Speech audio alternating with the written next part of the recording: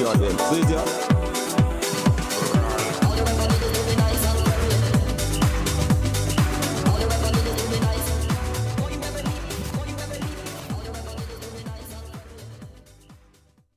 Hey, glad to be with you. We're about to get to the show in a second. I know that many of you are aware this is Military Appreciation Month. And tonight is a special stream because I don't want to say stumbled, because the Mug Club Undercover crew, and none of this happens without you. There's a story tonight, some hidden camera footage that involves someone very high up in the military, several people actually, the DEI initiatives, where they are knowingly making your country and the people who serve it, people who put themselves in harm's way, less safe, less capable. So I just want to kind of put one thing at the front of your mind here tonight. It's very easy to say DEI and it becomes a talking point. You'll hear this man, by the way, talk about DEI. He's effectively the head of the department in the military and talks about its irrelevancy, all on camera, mind you.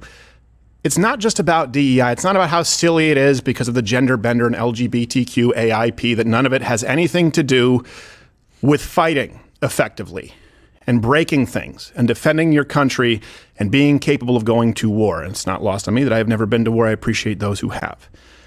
This is about making the other guy, the other woman, the other person out there in your squad, your brigade, your platoon, whatever term we need to use here, your teammate when you go out there to war, your brother, your sister in arms, less safe, because we've decided to place on the almighty altar the God of diversity, equity, and inclusion, where it has no business playing a role at all.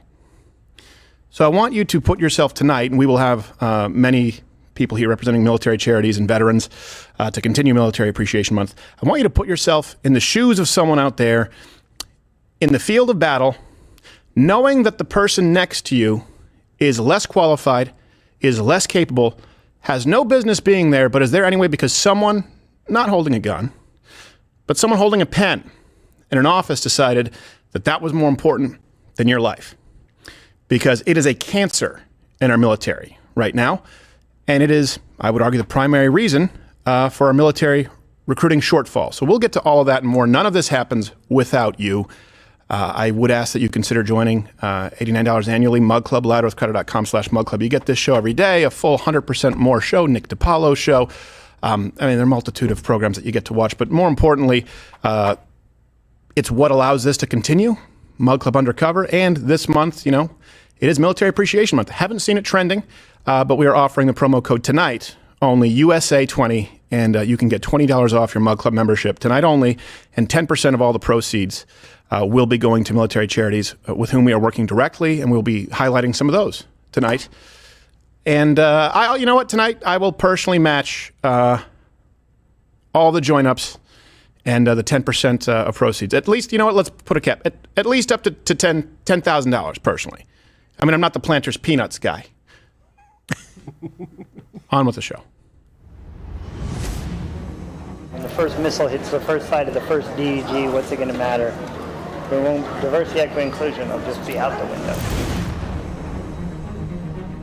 Look, this is a little bit different tonight, and let me tell you exactly why it's different. Mug Club Undercover is about to expose something involving high-level military personnel that will shock you. We may be speaking Chinese. What? We may end up speaking Chinese. I mean, let's be honest. If we have a Republican in office, it will bolster our military. If we have a Democrat, it'll continue to just be the make do with what you have, slap things together, put duct tape on it, that kind of stuff, or training, that kind of thing. And I'm a Democrat. We'll be featuring military guests and also providing updates on your impact in your community, how you can help real American heroes. And it's still all part of our Military Appreciation Month. We'll be working with military charities, finding the best ones. Get ready for a Mug Club mega live stream.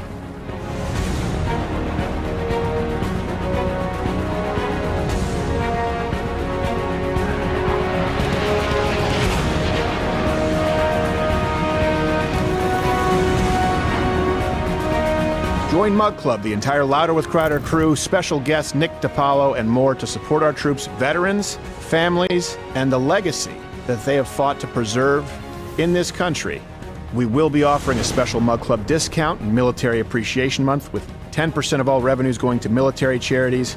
See you there.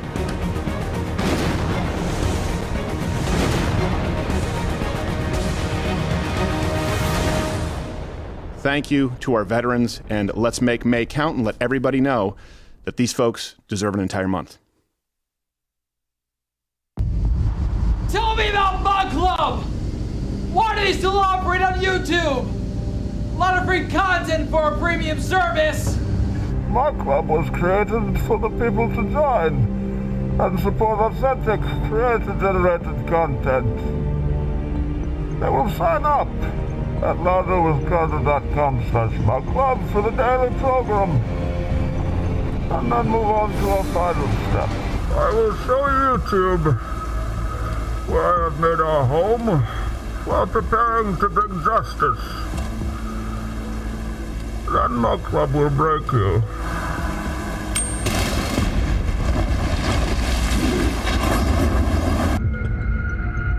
Of course! There's a reason this has become the most unwelcome video platform on Earth. Oh, when YouTube and social media giants truly understood the depths of this area, Mug Club will fulfill its destiny.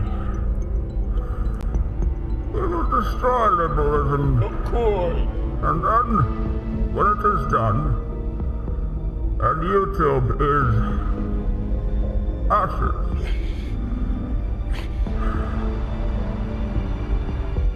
then you have my permission to die.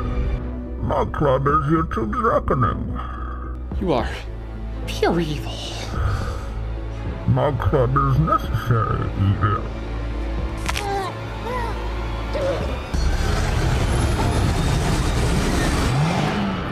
Let me tell you the truth about YouTube's guidelines.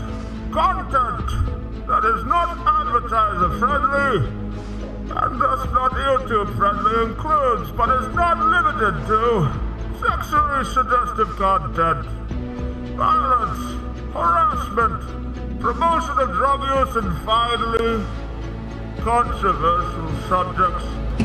We, active members of Mug Club, will take YouTube from the corrupt, the rich social justice warriors who have kept you down with these myths of safe spaces, and we give it back to you. Step forward, those who will join, for the Mug Club army will be raised. The powerful will be ripped from their digital safe spaces and cast out into the growing free speech world, and we know and endure this great Mug Club. It will endure.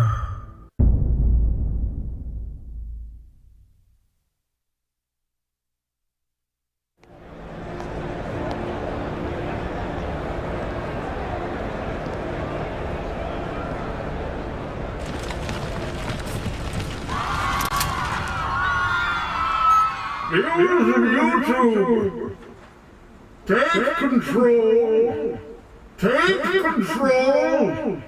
of your platforms. This is the instrument of your liberation.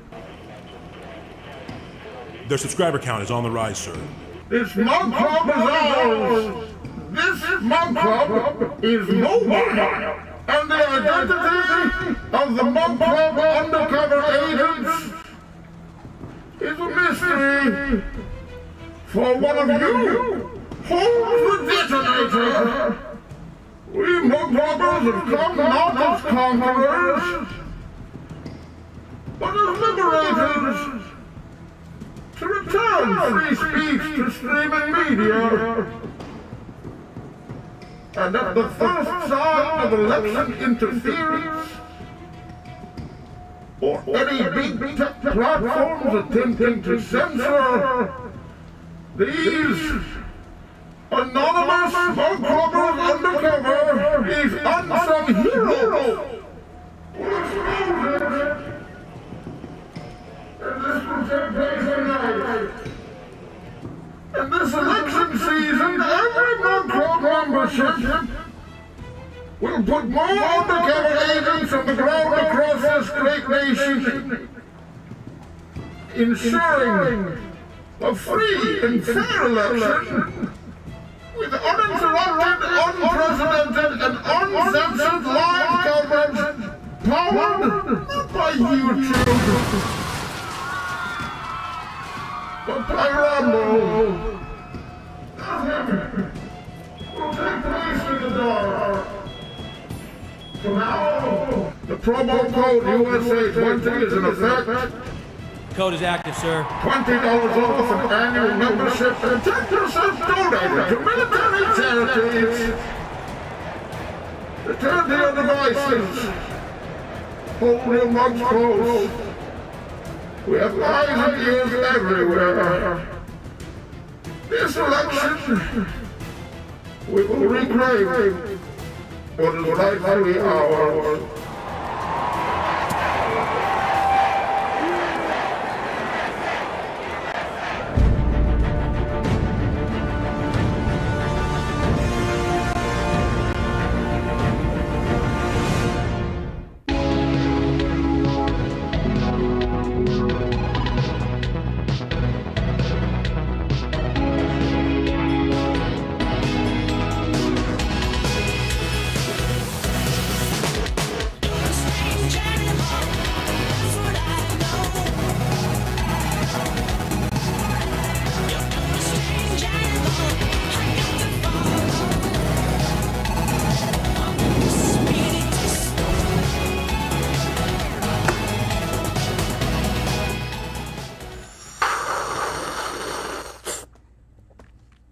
Did they hear me slap my pen down like this before? Maybe. Oh, okay. It's possible. There's slight anger. Yeah, I heard it. You heard it? Yeah. Oh, my mic came in because we're trying to chase down a lead tonight and get on a phone call, and that didn't happen. I don't want to, I don't want to foreshadow or spoil it. Thomas Riggs. Thomas Riggs is the man you will see in the Mug Club Undercover video tonight. And hold on a second, I'm going to fix my headphones here. Mug Club Undercover has been doing a lot of work lately that's been behind the scenes. It takes a long time to make sure that you aim once, you aim right, figuratively. And tonight is about what's going on in our military and the admission that DEI is a net harm to our military, or at the very least, not a net benefit, but is being given undue priority. And it's pretty scary. I warn you, it'll be alarming, it'll be upsetting, but I think it's important that these things not happen in the dark. Also, some very specific references you'll see in the Undercover video tonight regarding this election, because people in the know and people with a lot of power believe that it's going to turn out one way, and they're not really thrilled about it. So we have that. We also have some guests tonight. We have Jack Carr, who's going to be here. He has a new book coming out. Yeah. We have Hallie Johnston of Carry the Load. And we're going to be featuring a lot of military charities that we are working with here at Mug Club, thanks to you in Military Appreciation Month. But let's move on with the show. Captain Morgan, CEO, how are you? I am doing better than Riggs. Yes. Having a better night. Yes. How are you? I don't feel like he should have the right to commandeer such a cool name. Riggs? It's a Lethal Weapon. Riggs! And then this guy. Murtaugh! Yeah. Not thrilled about it. No. You know who I am thrilled to have here? Who? Though? Come on. He's in third chair, the funniest man alive. You can watch his show, The Nick DiPaolo Show, Monday through Thursday at 5 Eastern on Mug Club. NickDip.com for all his tour dates. Nick DiPaolo, how are you, sir? Very good. Thank you for having me, Steve. By the way, Riggs, his first name's Tanya, so don't feel too Oh, come on now. That could be. We have no idea. That's where we are at this point. Yes. We really couldn't know. You're about to say something there, No, Gerald. I was going to say... Can I expect that level of performance tonight? Most likely. He looked at me like this. He went... That's the symbol from me to you that I need to come in and bring you something, and then I just didn't say anything. Oh, okay. Well, that's fine. Who was shot?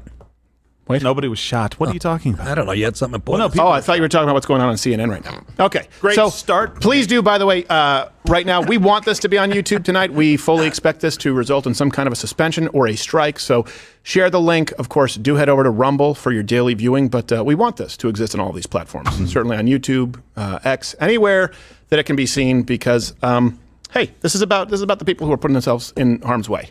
Sometimes we separate ourselves from that and think of military policy. Those are people. And if you have had any relatives or friends who have served, who've actually been in the shit, sorry for lack of a better word, you know what? It affects them and it affects everyone in this country. The military is for breaking stuff and keeping you safe. That's it. You want people who are as effective at breaking stuff and killing bad guys as humanly possible, and that is not what is happening right now. We all suspected it. You will see today, Mug Club Undercover confirmed it. And I wanted to, before we move on, while talking about the military, everyone talks about Military Appreciation Month. Have not seen it trending anywhere. Not like Trans Visibility Day. Is that a thing? Is it trans, or is it a week? I don't know. Some people get a week, some people get a day. Depending on how... It feels like a light year. Depending on how much you've transitioned, I don't know. But I'll tell you this, you're all visible. So we actually do want to, affect positive change here. So for... we do this at Christmas, the Crowder Gives Back segment, where there's, it's Santa Claus. Never met him. Mm-hmm. To all the kids who've asked for gifts, I've never met him. We've never been in the same room together. Nope. So at the Christmas episode, we actually teamed up with this place, One Tribe Foundation. And the crew, they actually connected us with some military families. And we were able to help them, honor them, thanks to your support, Mug Club. And we want you to see what it is that you are supporting. Sometimes it just sort of goes out into the ether. So here's actually an update from their CEO, Jacob Schick. What the One Tribe is about is forming that human tribe, creating that community. We just want people to know that they're worthy of being loved and that it's okay to not be okay. Hey Mug Club, Jacob Schick from One Tribe Foundation here, coming to you guys with an abundance of gratitude for how much you guys showed up and really helped us with our Christmas campaign, to include a very dear friend of ours, Michael Carnell, who we unfortunately lost February 2nd. That said, that leads me into the fact that we're in Memorial May and we're approaching Memorial Day. Guys like Mike and the men and women that are far greater than I'll ever be get one day a year to be honored the way that they're supposed to be honored. So we would ask that you guys come together and support us once again in this evolution in Memorial May, and we're gonna go walk the Katy Trail in honor and remembrance of every man and woman that shed their blood and gave their life for our freedoms. We will do that this month, and then with your generous support, we will be able to finish out the year helping all of the law enforcement officers, frontline healthcare workers, first responders, veterans, military, as well as their families that we help in our everyday endeavors with our various programs here at One Tribe. We're stronger together and we can't do this without you guys. Mug Club, I gotta tell you, you're second to none. Thank you so much, so very much for giving a damn about the men and women that are far greater than I'll ever be. God bless you guys and Semper Fidelis.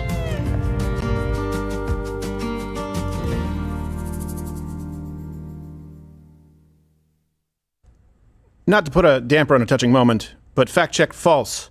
We are second to many.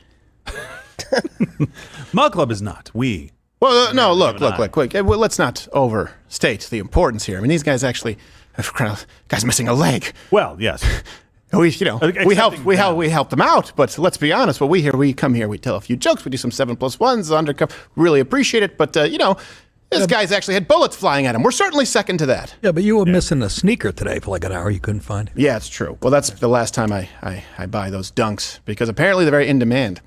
Your own personal hell. This is why I just buy cheap stuff. No one steals the cheap stuff. It's like a cheap pair of sunglasses. You lose it, you don't care. So thank you so much to everyone here who's helped out. We really appreciate it. And we do send our love to Gabby Carnell and the family. And we're really glad that we were able to actually bless the family, before his passing. So that was something that obviously is sad, but we were glad that it came to our attention when it did. It made a huge difference in their lives. We were able to, because of Mug Club, we were able to get to that hero before he passed, and obviously make an impact on the family and create some memories. And yeah, it's fantastic to be able to do that. It's sad that he passed, but great that we were able to make an impact on his life. So right. Thank you very much for letting us do that. I feel.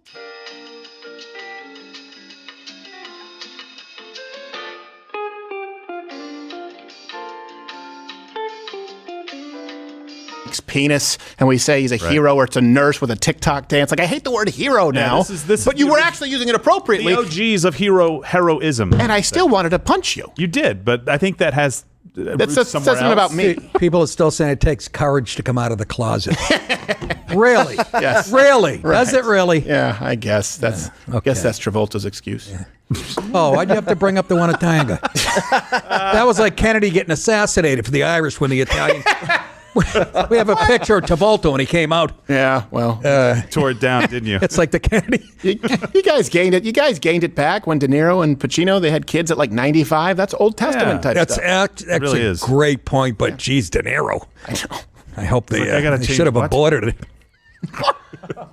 Whoa! No, I just don't want his son to be carrying his legacy of more Fokker films. Yes, exactly. Yeah, exactly. I'm not meet for it. meet You the guys know Fockers. I'm up. Yeah. And what is it? Is it Meet the Fockers? De Niro's, yeah. How do you think he reacted when she said? Do you think because it's usually it's like, hey, we're gonna have a baby and they're happy. Do you think he was just like, No. you sure? You sure? All right. That's about what you get from acting now. I think he played a Jake LaMotta and gave her a Yes, left to the kidneys. Exactly. I hope not. Well, I love kids. Geez, my head's shining like, you know what? Somebody fill it in. I know. I know it's the mark of a good comedian. Well, Nick, it's like we have heroes in the military. Like, Well, we don't want to be mucking it up doing horse shit up here, but we will. I feel like we're on ABC at 8 o'clock. I don't know what to say. I don't know if we're on YouTube. You know how I am. I have no idea if we're what this still is on going out to. I don't know Kids how with cancer. I don't know. Everywhere, Nick. I mean, I'm sure there's think it's going there's a child with cancer watching. Yes, but how do we target all of It's them? Nick? incidental. Yeah. What's that? You have any good progeria jokes for the St. Jude's demographic we have watching? Oh, got to give out flags and wigs. Oh, come on, folks. Everybody's going to get cancer. It's like the crabs. Lighten up. Neither of those are true. No. But we live in very different worlds. Okay. So, look, here we are talking about quite a bit tonight. We're trying to, of course, mesh honoring the military, and the promo code is USA20, where you get $20 off, loudoutcutter.com/mugclub, or click that button down there below, and you get to see where your dollar goes as far as charity. But something else, you get to see where your dollar goes because of what Mug Club Undercover has been working on. So tonight, what we are going to be releasing is some undercover footage from a senior advisor in the Navy, and what you're going to hear from him is very concerning. It runs the gauntlet from DEI initiatives to admitting what we all know, the quiet part out loud, to an impending showdown with China, and that we are ill-prepared and we are focusing on the wrong things. Yeah. So right now we're at a point, of course, where we have war raging in in parts of Europe, Middle East, and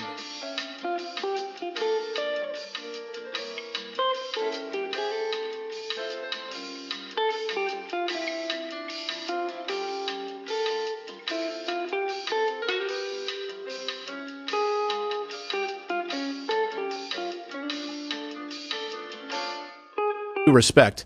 The Biden administration, their priorities as it relates to the military, we know exactly where their focus is. Don't forget, the focus, the new god, the false idol, is diversity. Flanked by his defense secretary and the chairman of the Joint Chiefs of Staff, President Biden ended the ban on transgender troops today. Hello. I'm Admiral Rachel Levine. Climate change is having a disproportionate effect on the physical and mental health of black communities. Hi, I'm Major Rachel Jones, and what pride means to me is celebrating that diversity is our strength as a nation and as an army.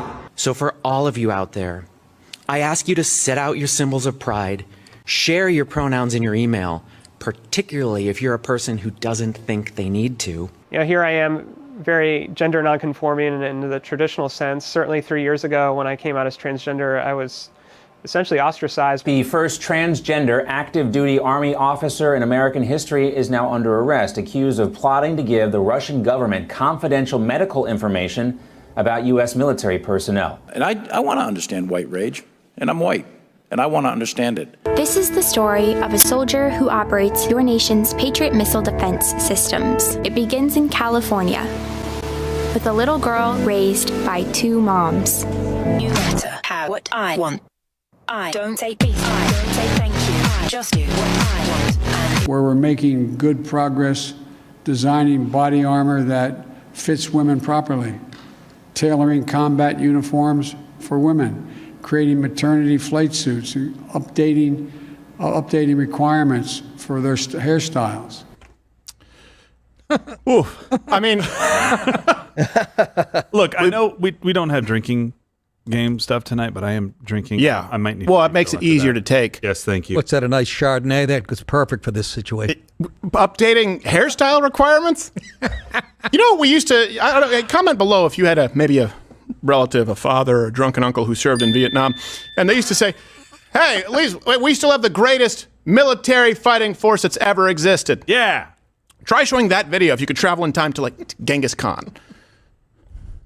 The Ottomans, Alexander the Great. What? Updating women's hairstyles? Eisenhower. You don't even have to go that far back. I know. They're making uniforms that fit properly for women. That means they have a place for their dick now. Yes. Congratulations. For pregnant women, maternity, stretchy maternity. What, you're subjecting that baby to G-forces in a fighter jet? Yeah, that's good for the soft spot in his Yes, head. exactly. Yeah. Things going in and out like a Coke can on the You're pool. going to be wondering why every single baby born overseas at a military base looks like the Elephant Man.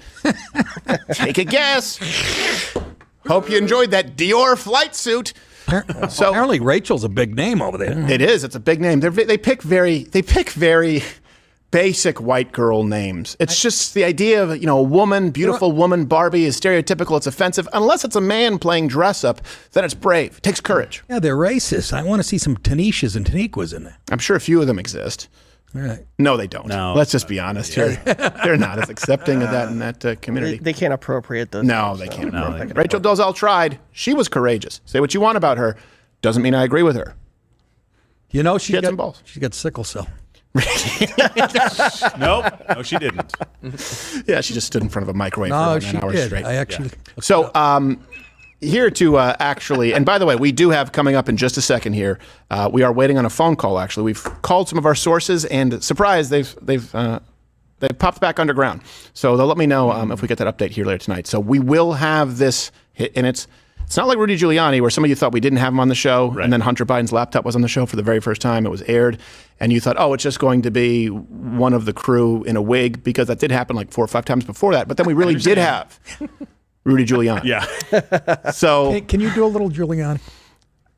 I don't want to. I mean, look, I don't want to besmirch the reputation of the military. Look, everyone who serves, even if they're serving with stretchy maternity suits and ladies with clocks. Nick, that's the primary focus in our military is with DEI and, of course, so many clocks.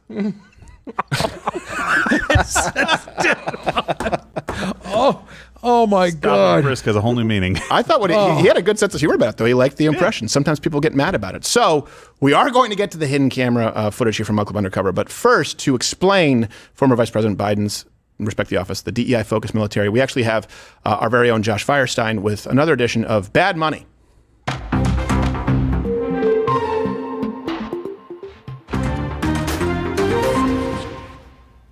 Hey, I'm Firestein, and welcome to Bad Money, friends. I'm not just here to entertain you, but also to educate you, so call me at 555-5555, or tweet me at WhoCares69. Now, forget what you know about our rough, tough military history, and make room for DEI!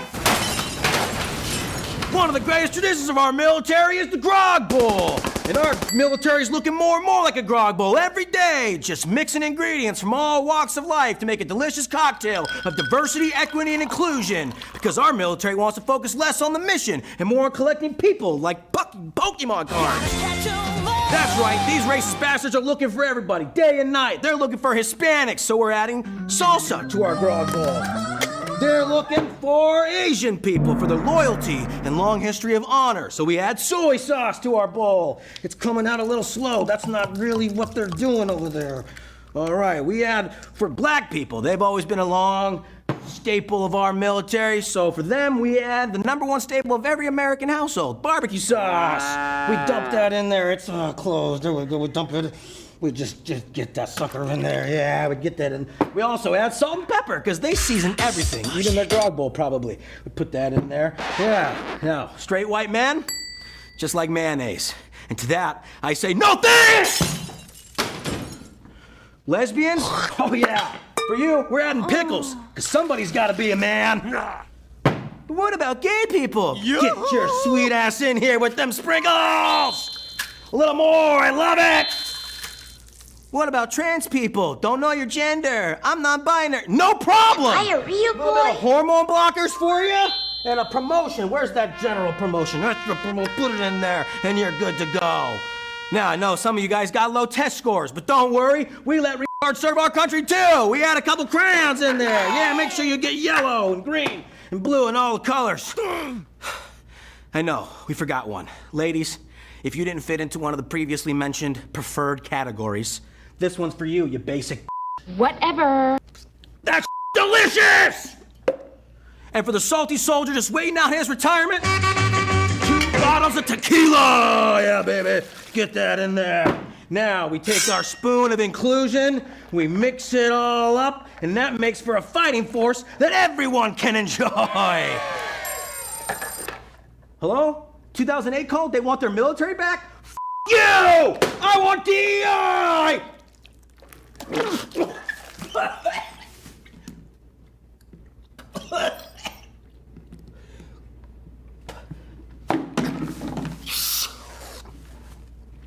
This has been bad money!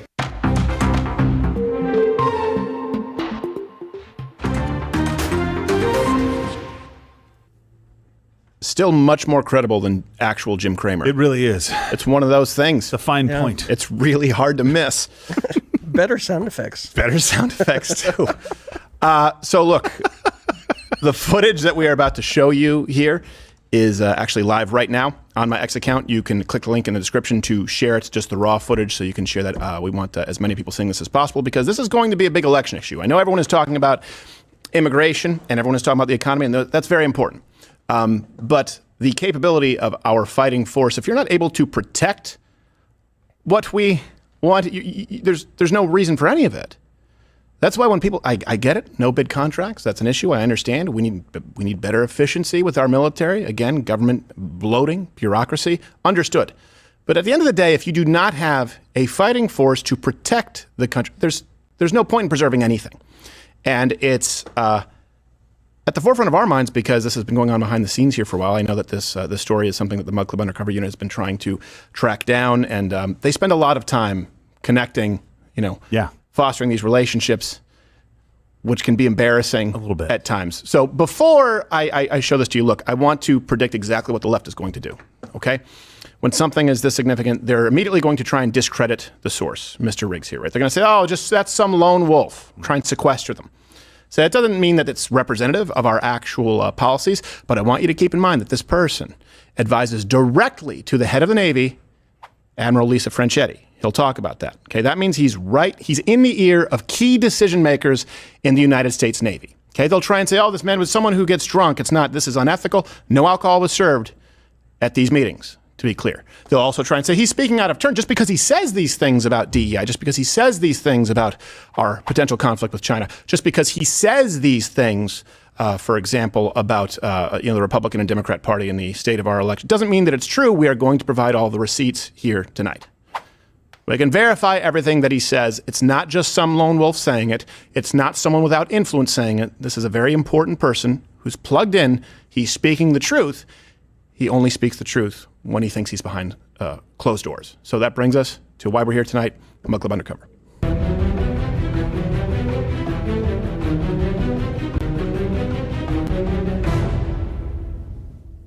All right, so one more time, bring up that flow chart before we actually get into Thomas Riggs, who you are going to see here tonight. He is one of many, many, at least 80 DEI advisors, okay, to be clear. This person who he mentions, who you will see, Franchetti, is the very, very top of the Navy. So right there you see it goes President Biden, Secretary of Defense Lloyd Austin, and then he goes straight to Lisa Franchetti. Is Lisa a real Lisa? Or Yes, Lisa is a real Lisa. And, I don't know that matters. It's a good question. It's a legitimate question. It is today. Question. And the truth is, I say yes, but none of us are certain. So who is Thomas Riggs? Who does he work for? Let's introduce the founder of the feast here. My job mainly is, I mainly work, I would say more, 70% of my job is advising. I'm more of an advisor. I advise to the top 3 in the Navy on equal opportunity, diversity, equity, inclusion. I got this job in September. Okay. That's what it got created. And it was mainly because of the new Chief of Naval Operations, Admiral Lisa Franchetti. What's her deal? What's her deal? She just really, she believes in diversity, equity, inclusion, and equal opportunity. She's the first woman Joint Chief of Staff, so she's great. Is she making our military stronger? Definitely. Okay. She's awesome. That woman is just, like, you walk into her office and you feel like you're like at a family friend's house. I work hand in hand with the JAG, the lawyers, the Judge Advocate General. Like, that's my team, really. I advise, they counsel. So usually we have to be on the same page. If we're not, then it's like we kind of explain to the boss. I don't see it this way. Yeah, I see it this way. And I always advise. Remember, ma'am, I'm an advisor. They're your counsel. By the way, when discussing people in positions of military authority, when listing their qualities, feeling like I've gone to a friend's house wouldn't even make my top 5. I want to be uncomfortable around. I want to be uncomfortable. These are trained killers. Yeah. These are people that would be killing otherwise, and we found a really creative outlet for Yes, them. exactly. Saving the country and making sure preserving democracy, all of that. I want to go to their house and be lucky that I left. Yes. That's you want it to be a little bit like a pet, little bit, right? like a pet snake. Yes, like the uncle who one drink over the limit, he's gonna wail on you, but he's fun. The Asian kid that got out of Dama's house. Yes, yes, exactly. I think wipe that brow. Oh, jeez, I got a question here. Yeah. It's kind of, again, because of the context of this story. It sounds like I'm joking around, but did we know the sexuality of Mr. Riggs? Because if you send an attractive woman in there, and he's not heterosexual, he's not going to spill his beans. I understand. No, it's a very valid point, and I believe he was very fond of our undercover journalist. Oh, yes. So he's bi. If you've met our undercover journalist, anyone would be. Yeah. If you have a pulse, am I right? Okay, respectfully. Respectfully, 100%. Look, this is not some random contract. It's not some random contract. Right? So this is a senior chief in the United States Navy that's advising these people at the highest levels. This is not somebody that can go, oh, they worked for us for 3 months on a contract. Oh, this person never had any conversations with anybody. They had no information about this stuff. Can't do that. Can't do that with this. And we're about to get to why this matters so much right now, because we've heard, of course, China's not really a threat, only one person. Take a guess. Comment below. Which president in your lifetime actually pointed to the threat that was China? Pointed them out for the threat that they were, rather than saying China's the future. So that's a really important key to tonight's piece. But again, keep in mind, with DEI, and this guy says DEI, right? It's kind of, it's sort of like seeing an animal in the wild that you thought was in captivity. Like, oh, wow, that exists. They actually use the term DEI in a positive manner. Right. These people, when they don't know that you're watching. They say DEI is not really a thing. That's what they'll tell you. They'll gaslight you. No, it is. They're proud of it. And they just want to figure out how to work around the name. You'll see all of that here tonight. He's also very confident that Donald Trump would dump it, DEI, if he were to come into office. And he believes that Donald Trump will win the election. So right now, here he is talking about DEI and, well, what Donald Trump would do with it. You got a hard time about it at work at all? About diversity, equity, inclusion? Yeah, of course. I think it's a waste of time. Except my boss, I mean, the Lisa, Admiral, she doesn't think it is. She likes it. But secretly, everybody else is like, what's going to happen when the first missile hits the first side of the first DEG? What's it going to matter? Diversity, equity, inclusion will just be out the window. What's that look like in the military? Diversity, equity, inclusion? It depends. I'll say it again. It depends on who's the president. If Trump's the president, then there is no more DEI. It goes away. He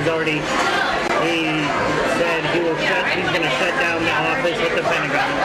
It'll go away. So that would change things, right? So what happens if Trump comes in and it goes away? Equal opportunity will never go away. It'll just shift from me talking about diversity, equity, inclusion to equal opportunity based on the culture of excellence and how we work. How do we create a diverse force of people and inclusive of everything? So I don't come out and say, yeah, DEI. I have to change all my verbiage to make it sure during a time of war, we don't really, would diversity be so important? No, it's not. That's why I told you, at the Pentagon, they say it all the time. What? As soon as China invades, when China invades Taiwan, none of this is going to matter. Mm-hmm. I was going to say, I was thinking, if Trump gets in and, your job would be at risk already? My job will still exist. It's just, like I was telling you, DEI I wouldn't be able to come out and say, I'm a DEI practitioner. It's like now I can say. What would you say? I would just say I'm an equal opportunity advisor. Right. And climate specialist. And I would just, like I told you, I'd skirt around DEI. Well, if we're looking at the diversity and the equity, the diverse force of the Navy, and how we're all, and where we are as far as equality, and are these people that are diverse, are they included on the decision making? You would have to be a player. I would never be able to come out and just say DEI. So a couple of things here. Right now, you've just seen the method. Okay, you are seeing the plan, and I want to then bring you to the results. And the results are harrowing for a country that values freedom and the ability to protect it. But he says, we need to make it sound good. No, none of this will matter he said, when China invades Taiwan. If it doesn't matter then why does it matter now? Look, it's easy to think of DEI as some kind of a multi-billion-dollar side project, but it's not. There's a net cost. And there's a net cost where, of course, that funding could be going somewhere else in the military, somewhere useful, I don't know, weaponry, intel. But there's also a cost in that the people who you want in our military aren't joining anymore.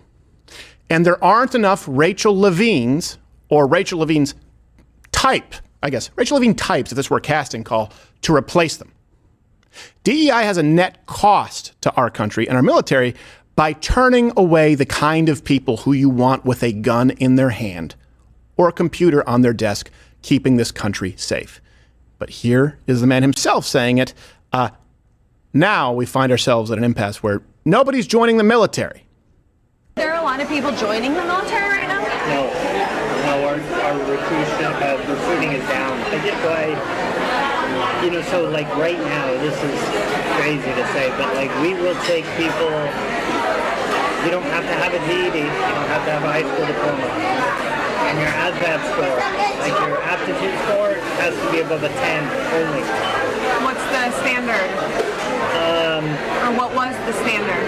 It was 50, I think, maybe, and that's basic. Day 10 is putting your name on the test. Because we're at this, I think last year we were 7,000 short. So we lowered the entrance? Yeah.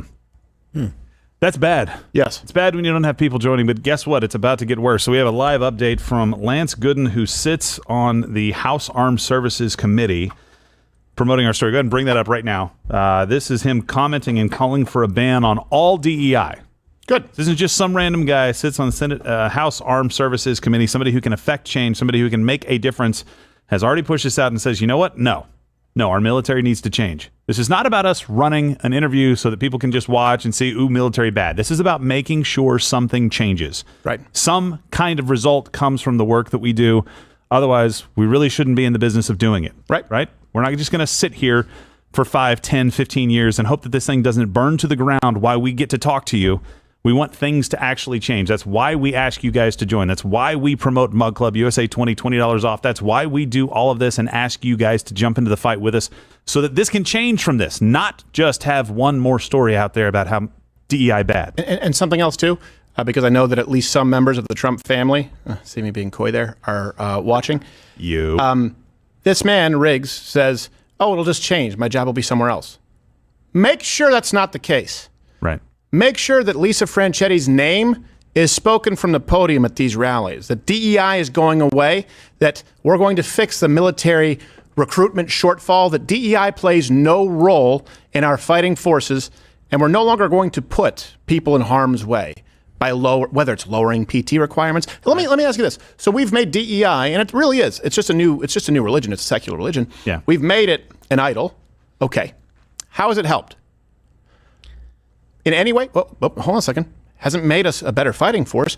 It's actually not being so tolerant has actually resulted in a military recruiting shortfall, and they've even lowered PT requirements. They've even lowered basic aptitude test requirements.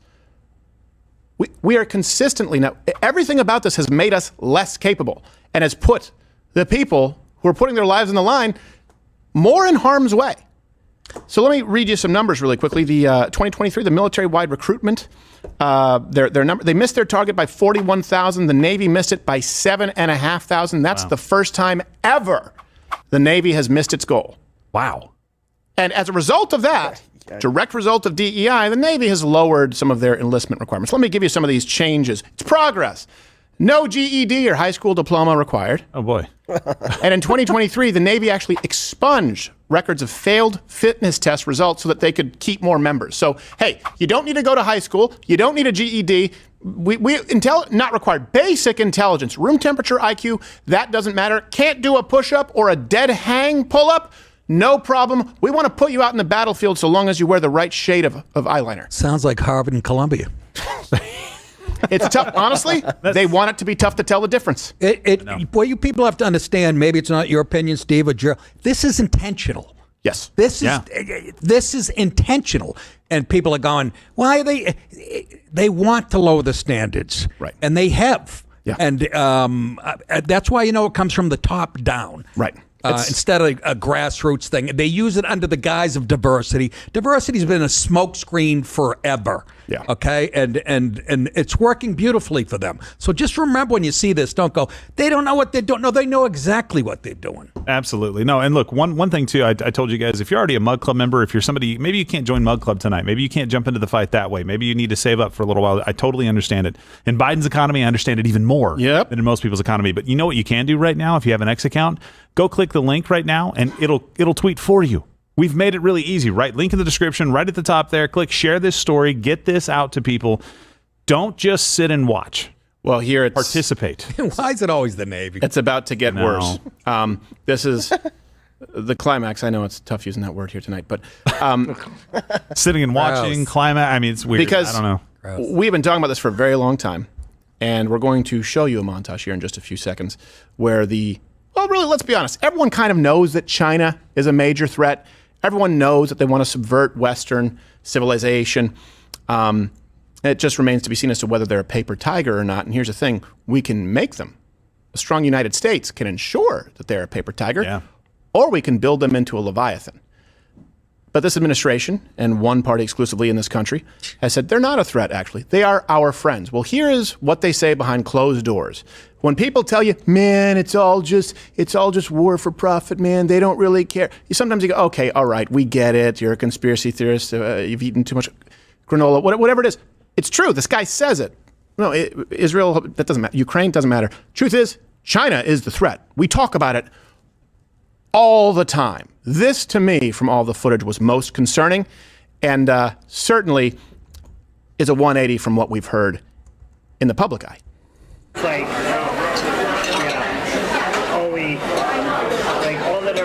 all that's ever talked about at work, though, is like, so it's not even really, there's no worry about Israel and all that stuff. There's not? What is the worry? China. All we ever talk about is, none of this is going to matter when China invades Taiwan. That's the buzzword. I've been hearing that. I mean, that's been there's been discussions of that happening, right? Yeah. Our biggest foe right now is China. That's our worry. Nobody else. We don't worry about Israel and Gaza. We're like, okay, they can figure this out themselves. We'll, Ukraine, Russia, whatever. China. What's that going to look like?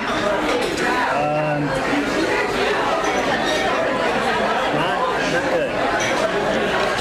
Is it cybersecurity? Is it economic? Is like they're stealing our information?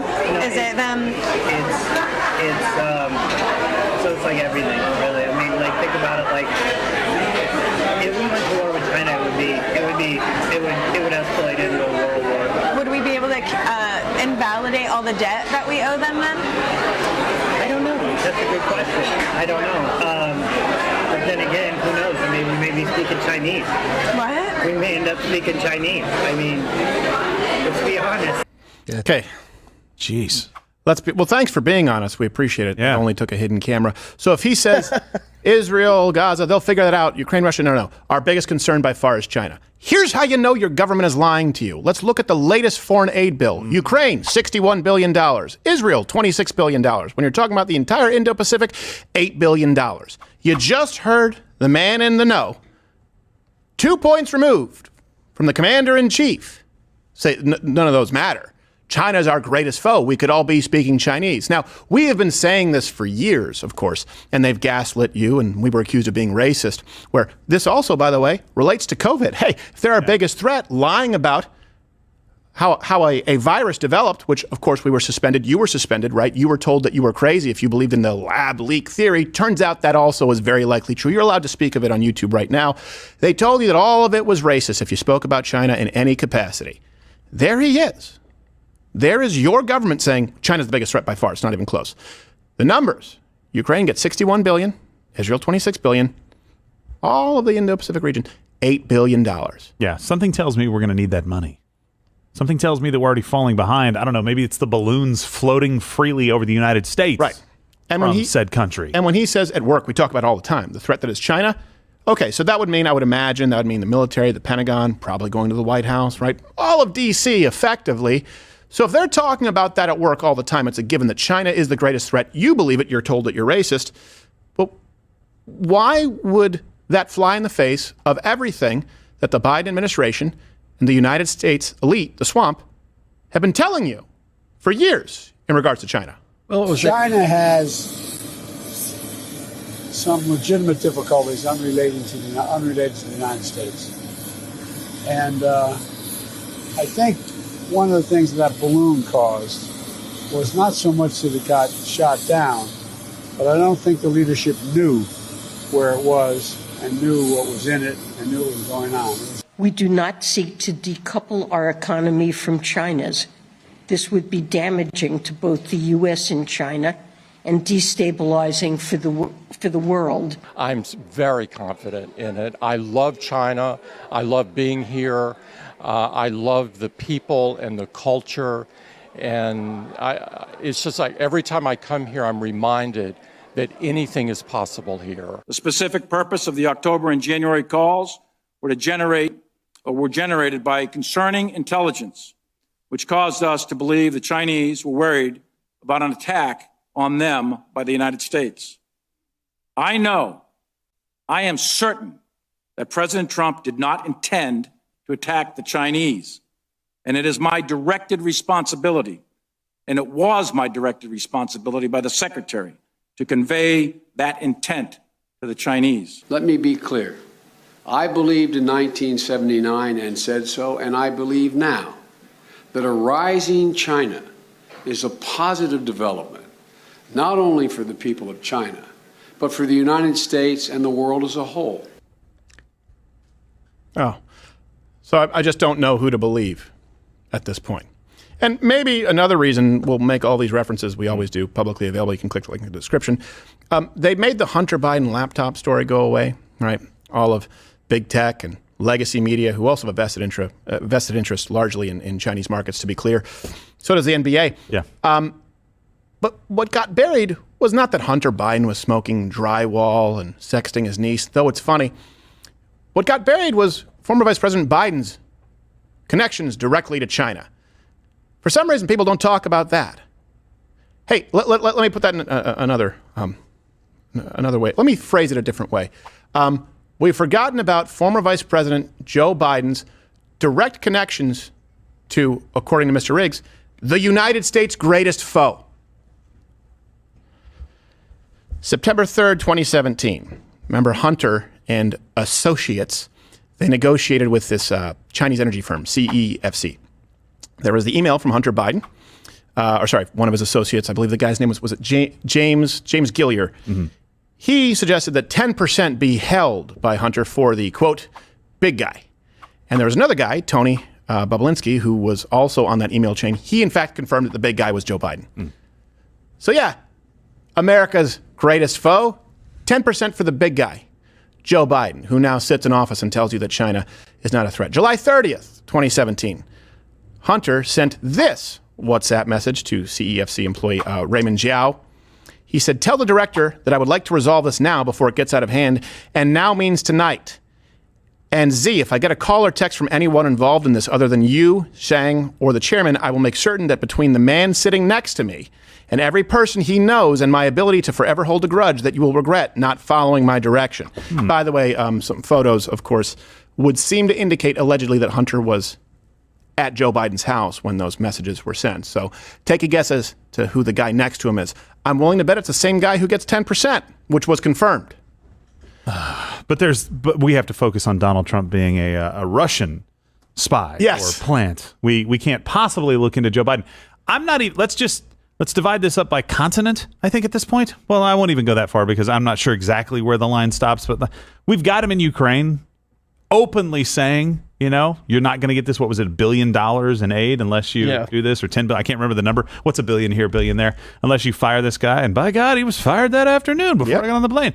He said it on camera, and now we're looking at China. So if you had to put our two greatest enemies on the map somewhere, China being number one by a long shot, Russia's got to be somewhere in the top 5, only if maybe it's because of their nuclear weapons and their, vodka and hair trigger. Yes. Then you've got him in both of those things in very compromising situations. Yes. And then you have his words in 2011. This is before Donald Trump flipped the script on everybody and said, you know what, a China that's rising right now is actually not a good thing for us because they're screwing us over. And everybody's running along with it, including Tim Cook, CEO of Apple, because he wants to make sure that he can, A, get slave labor to build his iPhones, and B, sell his iPhones. Yes. Right? These guys are running headlong into it. And Joe Biden in 2011 says, you know what, it's a good thing. That wasn't a clip from 1985. That wasn't a clip from 1992. That was a clip from 2011 when they knew better. Yep. And still didn't do anything with it. And then it makes you think twice. Well, sorry, it doesn't make you think twice. It validates publicly what we already knew when they said that Donald Trump was racist, right? Right. He said, China's screwing us on trade, or it's the Chinese virus. It's racist. It's racist. The Chinese are our allies. I can't believe that why? Did you ever wonder back then, why is the media and why is one party that, by the way, we all say we're all Americans. I don't know if that's the case anymore. When one party is undercutting the president of the United States on behalf of our greatest foe, according to them. And hey, you think that a part of me was conflicted about this tonight because I'm going, okay, hold on a second. China's our greatest foe. That's kind of the most important portion of this story. I don't want to tip our hand and let our greatest foe know that, and every time I say foe, I think of the soup, our greatest enemy. I don't want to let them know that we have a problem in our military, that we have an unfit military now, that we have a recruiting shortfall, that the Navy missed its numbers for the first time ever, that our military is now less intelligent, less physically capable, but more diverse. I don't want China to know. But then I thought, they probably already know. Yeah. He said it's good for us and the world as a whole. Right. Yes. Those last words are the important part. Because they really see this as, they're going to see it as one, we're going to all hold hands, there'll be no borders. Right. That's where this crap is coming from. Yep. Yeah. And those last words, and the world as a whole. But when if China invades Taiwan, it all goes out the window. Oh, so you mean that our greatest foe doesn't care about diversity, they care about conquering? Yeah, I'm glad that you have stretchy maternity suits to fight them. All to try to get votes. All to try to virtue signal. And by the way, this is what we did the telethon last time. We did an evening live stream. We really appreciate it, where we hit some marks. Our election stream, right? Where do you go from 2 world records? We are going to be the place that is calling states. We are going to be the place that the mainstream media will be referencing. We have an infrastructure here that no one else has. So we ask that you tune in. We appreciate it. And the reason for that is because of how important this election is. So you can use the promo code USA20. Right now you get $20 off if you join Mug Club. 10% go to military charities. But more importantly, it also helps us prepare for this election. Yeah. It helps us create the infrastructure that we need. Because listen to this man tell you how consequential this election is for the military, ergo the future of our republic. What does the U.S. look like in 5 years? As far as militarily, or because I can only really speak to you on a military front, right? will let you know after this election. What are the two ways it may go? If we have a Republican in office, it will bolster our military. If we have a Democrat, it'll continue to just be the make do with what you have, kind of, slap things together, put duct tape on it, that kind of stuff. Poor training, that kind of thing. And I'm a Democrat. So, but I'm just, from a strictly military standpoint, Republicans are always better for military.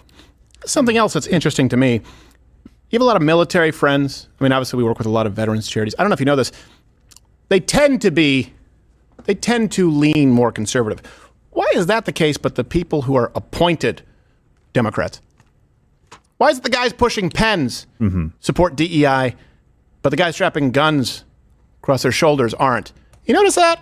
Hey, comment below. Maybe I'm missing something. And by the way, Congress, our representatives, can you do something about this shit yet? If you want to be anonymous because you don't have the spine to do anything, lwctips@protonmail.com. We will protect our sources with our lives. We will go to jail before we give them up. How about you do something? People out there, you have the receipts, you have the proof, and everyone wants you to do something. Yeah. Please. Absolutely. Let me just translate what he has, and we have Jack Carr coming in just a minute. We don't have him yet, but we'll have him in just a minute. He said Republicans are better for the military. I get it. I understand what he's saying. There's only two choices here. Joe Biden, Donald Trump. What he's really saying is Donald Trump is better for the military. Donald Trump will be better for the military. But that's not something that's really news to us. No new wars started in his presidency. Yeah. Right? Pretty much global peace, as much as you can possibly kind of get it or envision it happening. There's always going to be some small conflicts around the country, but certainly not the things that we're seeing today. Right? And we've got a military that can't afford to have poor training. You know what poor training means? It means more charities having to be started. It means more donations needing to be made to families that don't have a loved one coming home, Joe. That's what it means. It doesn't translate into just dollars on a piece of paper. It translates to lives. And you're playing around with them right now, slapping duct tape, his words, not mine, on something that can't be duct taped. You've got to do a better job for this. Any vet out there right now that is a Democrat that would be voting for Joe Biden, what are you doing? You're supposed to be taking care of your brothers and sisters. What are you doing? This guy doesn't have your back. No, of course not. He's just going to say, you know what? That's the cost of doing business. We had to pull out of Afghanistan, and, the hell with the consequences of how we did it.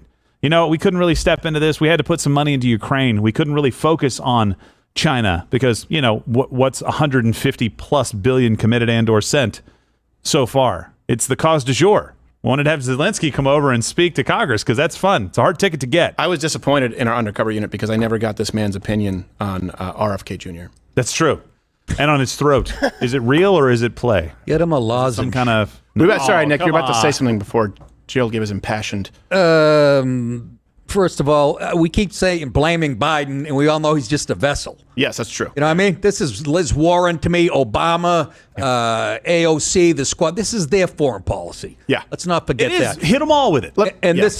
Exactly. And this Riggs guy is like the perfect middle management guy. Right. He doesn't really, he's not emotionally involved. Right. You get that? I was just doing my job. That's exactly right. Exactly. You can see how he got appointed. Right. He's like, well, I'm a Democrat, but this and if this, he doesn't. I don't feel that emotion or that passion one way or the other. Which is, if you dealt with a corporation, work for them, the middle management guy, they know who to. Right. Who to hire as middle management. They're the guys who come up at a corporate gig and go, by the way, Nick, you need to plug Ovaltine in the middle of your set. So what? That's right. He's like, I don't have a dog in this fight. You have to do it. I don't really have a teabag joke. Yes. I don't know how to work it in. Let me be clear, too. Here's my, if I were president for a day, policy on the military. What, you're not? Come on. I would say, all right, I want them to be as physically capable as possible, as mentally capable as possible. Mm-hmm. I want them to be as equipped as possible, as efficient as possible, and never have to use them. But they're there if we need to. Just like the artillery that I have bedside in my house. It's great to know it's there, souped up, customized, really happy with it. I like it. But I never actually have to use it. I hope I don't. The view of the left is we don't need GEDs. We don't need high school diplomas. We don't need physical fitness tests. You don't need to score even passable on an aptitude test. and let's send them out for any war that we can sign up for. Yeah. It's the same people, lower the standards as far as SATs. It's all the same. Yep. It's taken this country, what made it great, to its knees intentionally. Yeah. And again, I think it's 10 guys in a room. It's global, and Biden's leading the way. When you talk about being out there in the thick of it, it's a matter of inches and seconds, the difference. Look, I have not served in the military. It's not lost on me, and that's why we do what we can here. I'm incredibly appreciative, especially living in the United States, where, you have a formidable military. I was raised in Canada, and that's not the case. What the military does, they have a red telephone. Call the Americans. So, help! And not, of course, the people who serve, thank you very much. But as far as their government looking out for their people, they rely on the entire industrialized world. Just to be clear, when we talk about the American military, let's not isolate this. Europe, Canada, hey, countries in South America, you know why you get to have a socialized medicine? Yeah. Because you don't defend yourselves. Hold on a second. Protect your own borders. Keep your own land from being invaded without our money. Go. You're broke. That's what our military is. Our military is the military that protects the entire free world. Let's be really clear. It's always funny when people talk down to the United States. They go, oh, you don't have socialized medicine here. Really? Yeah. What happened? I kind of remember, though, when Russia went into Ukraine, and your concern was that Russia may at some point go to Poland, which may be kind of too close to your borders. They're not even...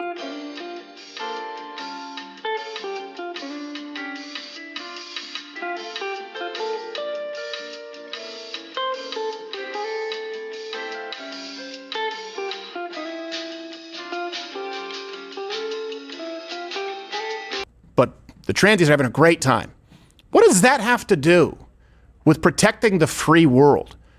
Our approach is capable as humanly possible, never have to use them. Theirs, handicap them, send them out there. It's done under the guise of security. It always is. Yeah. Whether it's TSA, it's always that, or they bring up the children. Those are the two things. But now it's paper thin. The guys are, you're safer because you have pregnant women in fighter jets. What? Scrambled eggs. And at least Trump said to the countries in NATO, hey, cough it up. Yeah. Right? You think the Japanese World War II kamikaze pilots were worried about stretchy maternity suits? Hey. No. Just aim at battleship. Pregnant lady. We send the men to protect the pregnant lady. Don't send to war. I don't want to have muffin top when I crash into This came from a culture that wears thongs as men. Who? The Japanese. They wear thongs? Come on. Oh, the sumo wrestlers. Sumo, well, but also the white thing. That was a little bit of a stretch. That was also a racist statement. And you're better than that. I expect more from you. I am not.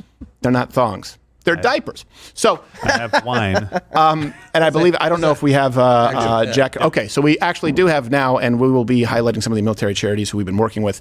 But coming up, we're excited to have this gentleman. He is actually a former Navy SEAL sniper, and he is the host of the Danger Close podcast. He has a book right now, Red Sky Morning.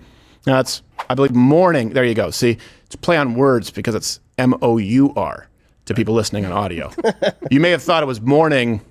Right. It's not. Because it's Red Sky at morning, sailor take warning. Right. No, it's Red Sky Morning, so I like what he did there. It's available for pre-order. I think it comes out in June. Let's bring on Jack Carr.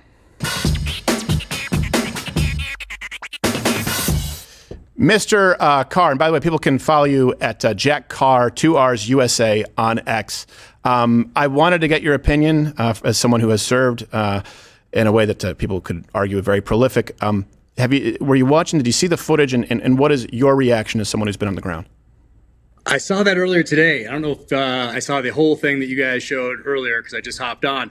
But, well, a couple of things. First off, that watch was pretty interesting. Like, that watch was, like, very large and just, like, a lot going on with the watch. I think you stole it from the local Cher fan club, but yes. So there's something going on there. And then the hand wringing. I don't know if you noticed the hand ring. There's a lot of this going on, which was odd and distracting as well. And I didn't get the setup to that. Was that a date? Was that like an undercover date type operation? Yeah, it was a date-ish, yes. Where were they on this date? Well, I mean, it looked like they were like in a cafeteria of some sort. Like, I know. And by the way, it's a very expensive restaurant, but yes, it looks like a public stall. I know. Yeah, it really did. There's a bathroom right behind them. People going in and out. It looked like they were like halfway in to that. So what is that restaurant? It's a nice place? It is. I don't know if I want to ruin the reputation of the restaurant. I forget the name, but it does. You have a nice view overlooking the urinal. It's something Corral. It's something Corral. Golden Shower Corral. Yes. So, but yes. So yes, it was and I will say this: no alcohol was served. To be clear, because I know that they'll say this guy was drunk. He doesn't matter. He's an underling. None of that is true. We've laid out the receipts. What did you think about some of his comments, particularly on China and on the issues regarding the military recruiting shortfall? Right. I mean, we've seen that for the last few years now. It should come as no surprise, especially to those who, you didn't have to follow along for the 20 years that we were in Afghanistan. You could just pay attention for a little bit there near the end, particularly in August of 2021, when we actually left, yet had 20 years to prepare for that eventuality. And so parents, people just getting ready to go into the military, maybe they're in high school, they're thinking about taking that route, they're in college, whatever it might be. And that was the best our military had to offer after 20 years of preparation. And you got to see it happen in real time. So that was probably the worst recruiting video you could possibly have. 13 dead Americans, to say nothing about those who are living with the lifelong physical and emotional trauma of the bombing at Abbey Gate. So you get to watch that in real time. So do you think a parent is going to say, hey, you know what, we just saw this performance by the United States military. Well, I was watching for 20 years. You might have been watching for the last 4, but I recommend that you go and join this organization and serve this country, lay your life on the line after what we saw in those videos and on the news. Well, you don't think a little DEI brings them back into the fold? That's not enough to sweeten the pot?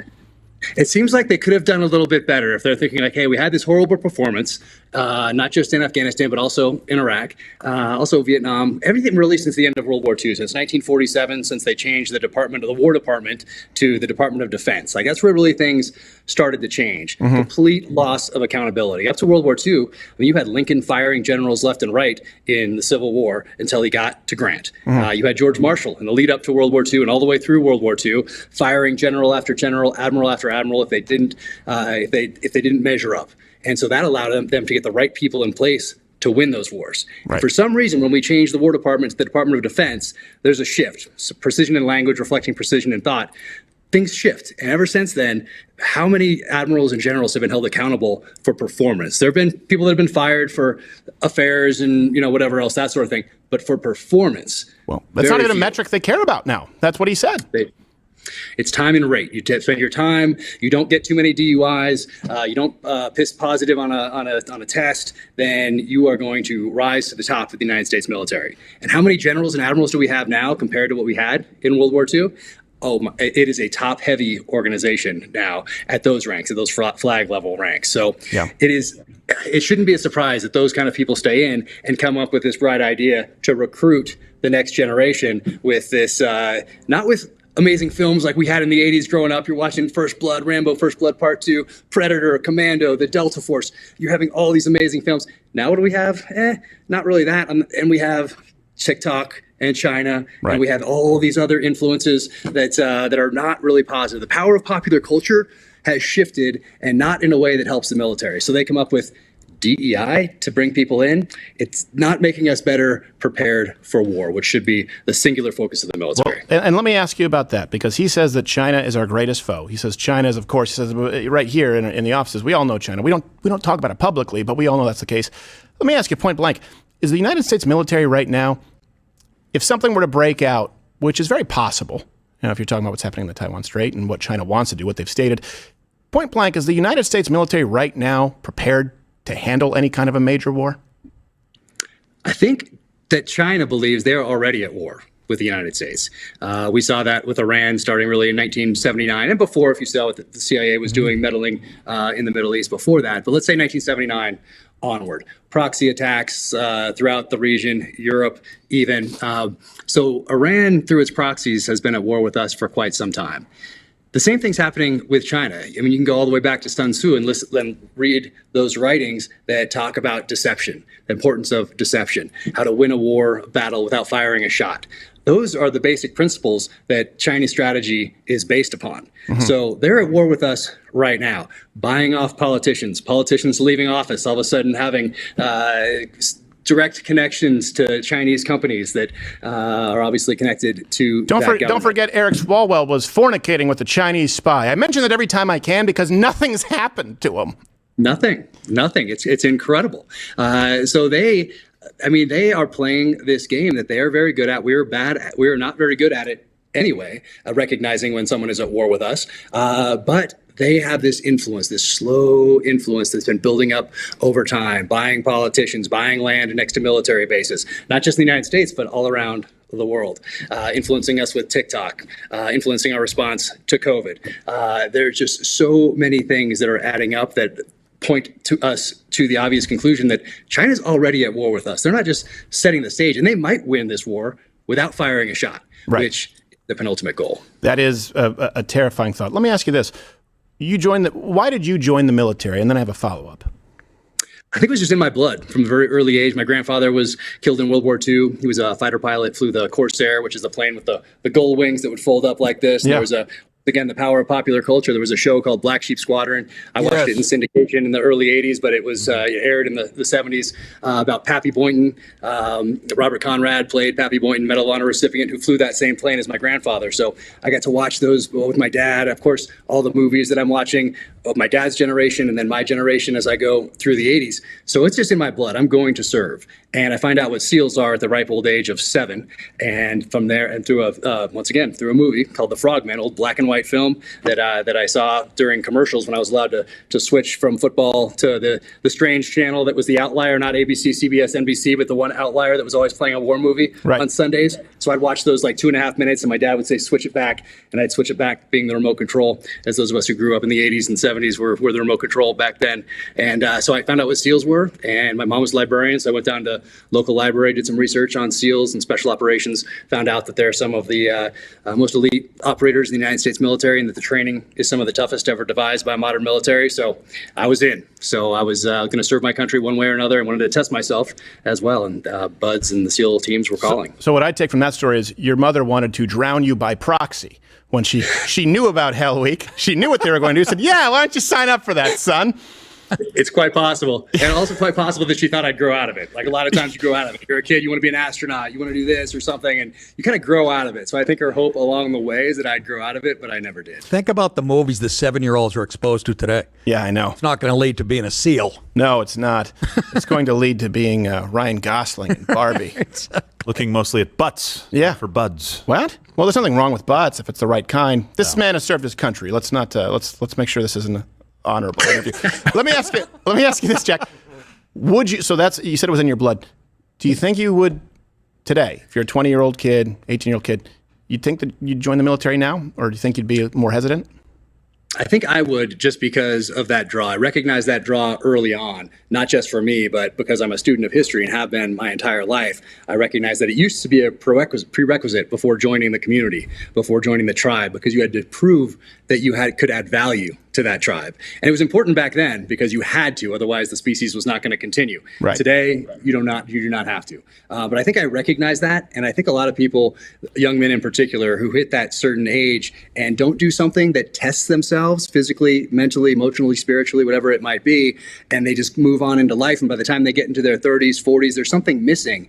And if they look back, I think it's that critical component. Now, back in a long time ago, it was between ages like 12 and 16. Let's say for us, between 17 and 21, 22, right in there is that time frame where there's this draw. And in this country, it's typically to go to Marine boot camp. That's the one that comes to people's minds most often. Mm-hmm. But there's also Army Special Forces Q course, there's Ranger School, there's SEAL training, BUDS, something that tests you. And that part, if you don't do it when you're young, then it's kind of hard to catch up later on. But I recognized that earlier, and I think I still would today. But I'm also very aware that I'd be stepping in to an organization that is different than it was 20 years prior, if I'm looking back into the pages of history. Yeah, I would imagine that a lot of people who, let's say they felt the way that you did, right? They had that pull inside of them. They felt that calling. It's got to give you pause if you go, hold on a second, am I going in here with the most qualified teammate next to me? Or am I going in with someone who has no business being there? Wait a second, the person next to me watching my back may have no GED, may not be able to do a push-up, and scored a 10 on the aptitude, but they're there because it's the right color skin or the right orientation, insert whatever ism here today. I tell you, I know a lot of people who served in the military who have said, I don't know if I'd join today. Yeah, no, it's more, I think the question is, would you encourage or discourage or be neutral to a son or daughter who comes to you at age 17, 18, 19 and says, hey, Dad, I'm thinking about joining. What do you think? Yeah. And It's about providing and having that conversation with them and providing as much information as you can to set the stage for what they're. So as long as they're going in, eyes open, it shouldn't be a surprise that they're stepping in to an organization where, at least at the top, the priorities seem a bit skewed on the one hand, and then, of course, incompetence on the other hand also prevails. It seems time and time again. And you can go back to every single admiral general who got up there in front of Congress over 20 years at war and essentially said the same thing. You can go back and look at 2023, 2026, 2029. They said the same thing, used the same buzzwords. We're making progress, just need a little more time, a little more money. Like those things they said for 20 years. And eventually, people are going to wake up to the fact that, hey, at the top, we need some changes. And what does that mean? It means a bold adjustment. What Lincoln did during the Civil War, what George Marshall did in the lead up and through World War II, which is fire the flag officers, fire the generals, fire the admirals, put people up there because of their competence, not because of their time and rate. Well, it's going to be very different history if it continues down this path. A few generations down the line, maybe reading about Custer's last negligee. Gerald, you had a question. Well, and so, Jack, thank you very much for all you've done for the military, and for obviously speaking about these issues. Like I was going to ask you, and you kind of answered it in the last part of your response there, the specific changes that you need. Do you think getting rid of these generals and getting rid of these flag officer positions and being able to kind of move through those would do it? Or really, I mean, it kind of presupposes that you have somebody with the balls to do that is their commander-in-chief. Right. The question is, where are the next George Marshalls? Do they even exist? Or is this organization such a gigantic bureaucracy at this point where you can't move it in a certain direction? You can't make these systemic shifts that need to be made, these bold adjustments. And I don't know the answer to that question. It seems like we should have learned our lesson after 1947 when we look at Vietnam, when we move even through the 80s and the 90s, and obviously the last 20 years. It seems like we're not capable of making those changes because this thing is so large and it is so bureaucratic, it is so top-heavy, and it is so powerful. And also, I hate to say it, maybe it is something that some sort of outside event that will force us to do that. Mm-hmm. And whether that's war with China or it's some natural disaster or whatever it might be. But at this stage, that's kind of where what I think it would take for those changes to occur. But it's about accountability. There's a complete lack of accountability. Without reinstituting accountability, we're going to stay on the same track that we're on now. My problem, though, with that is that if there is some kind of event, wouldn't it be too late then? Wouldn't we be too far down the path, essentially, to be able to turn this thing around? Yeah, but the one thing that gives me hope is that we are adaptable. And also another thing that gives me hope, because I try to look at when I sit down at the end of the day and have a glass of wine with my wife on the couch, try to look for something to be hopeful about.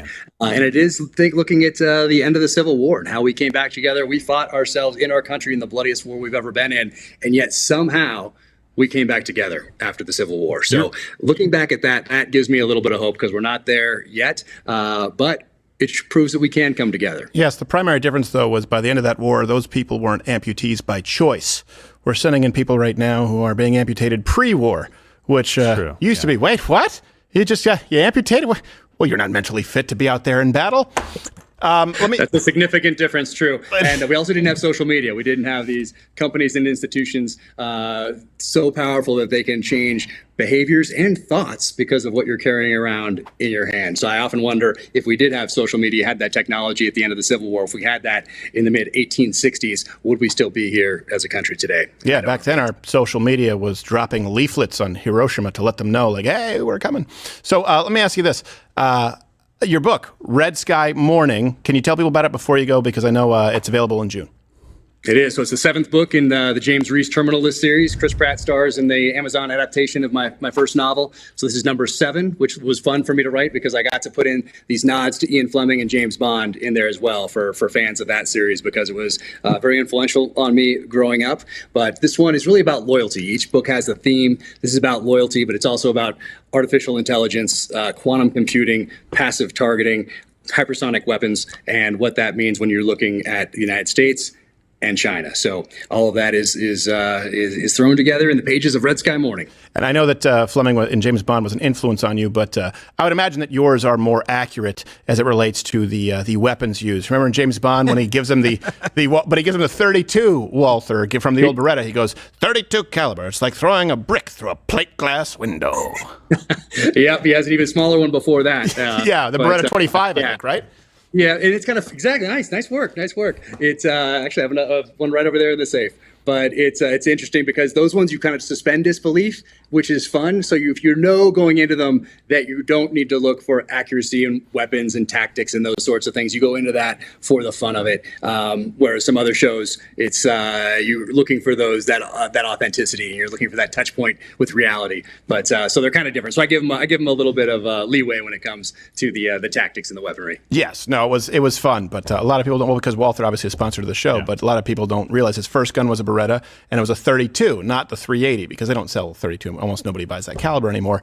But 32, look, will it shoot a man dead? Sure. It's not like throwing a brick through a plate glass window. I don't want to get shot with anything. You know? No, I don't want to get shot with anything either, but he acts like he's walking in with a howitzer. All right, Jack Carr, we have some other guests to get to here today. No, it's at Jack Carr USA on Axe. Sound like a body spray. X. It's the X. I said Axe. I'm an idiot. Thank you very much for taking the time, and thank you for everything you've done for the country, sir. We appreciate it. No, thanks so much. Take care. Be well. Jack Carr, everybody.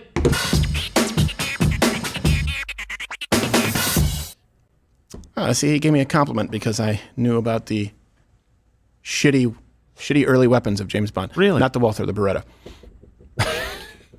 Not that Beretta only makes crap. You know, do you realize? I think it was the 25 is the most useless caliber that's ever existed.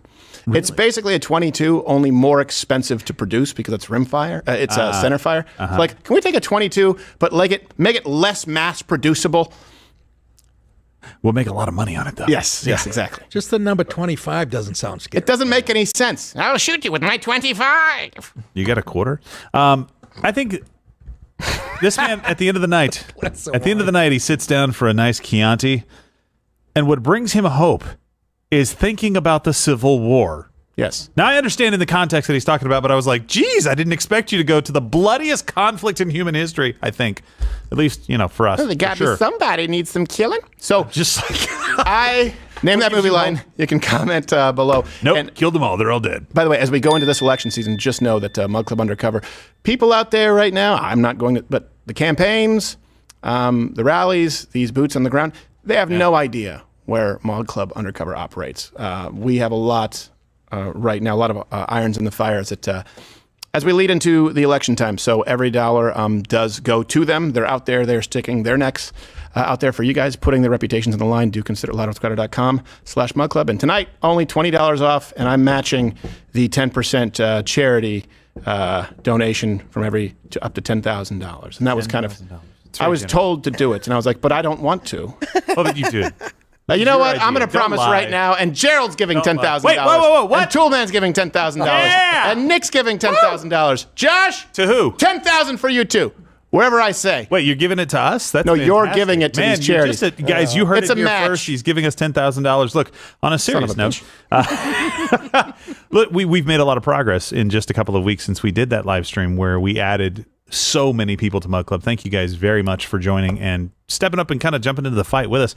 We've already got access to the information so that we can have our live information for you guys. That's not just available by going to some random website. Like, there's a lot of testing. There's months of stuff to do. We've got people that we've already started contracting with on the ground. We are moving very quickly to set this up so that mainstream media doesn't need to be the place you go for election news anymore. We're not going to cover it and look at their bad calls. We have the raw data coming in to us. Already had that set up thanks to you, Mug Club, so we appreciate it. That is just one of the many things that we are doing right now. And look, over the next couple of months as we get into this, before really until June 27th, we're going to have a live stream that night to cover the debate between Biden and Donald Trump, right?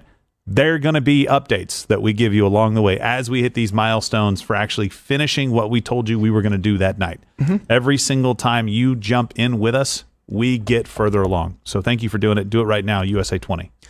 I'm still sticking with it. He's not going to be debating Biden.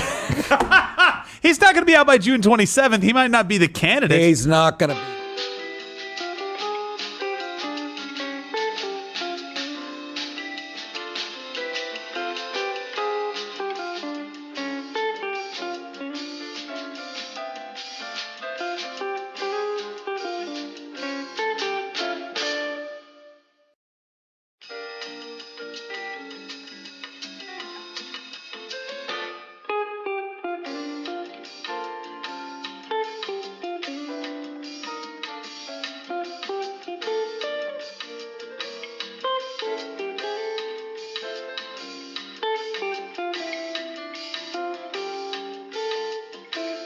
Yeah. Oh.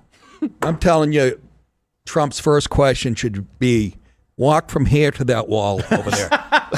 And then do the thing, touch your nose, close your eyes and touch your nose. Yes. And he'll shit himself. Literally. Touch your nose like it's a 6-year-old you're sniffing. And fight.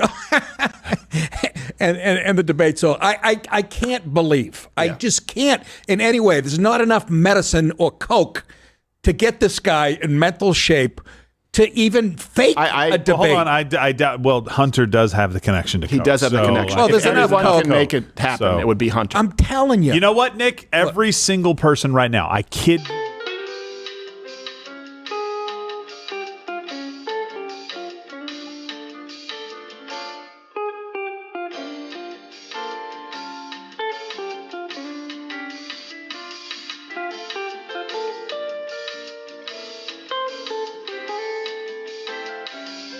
At a standard from higher, like say his ABCs.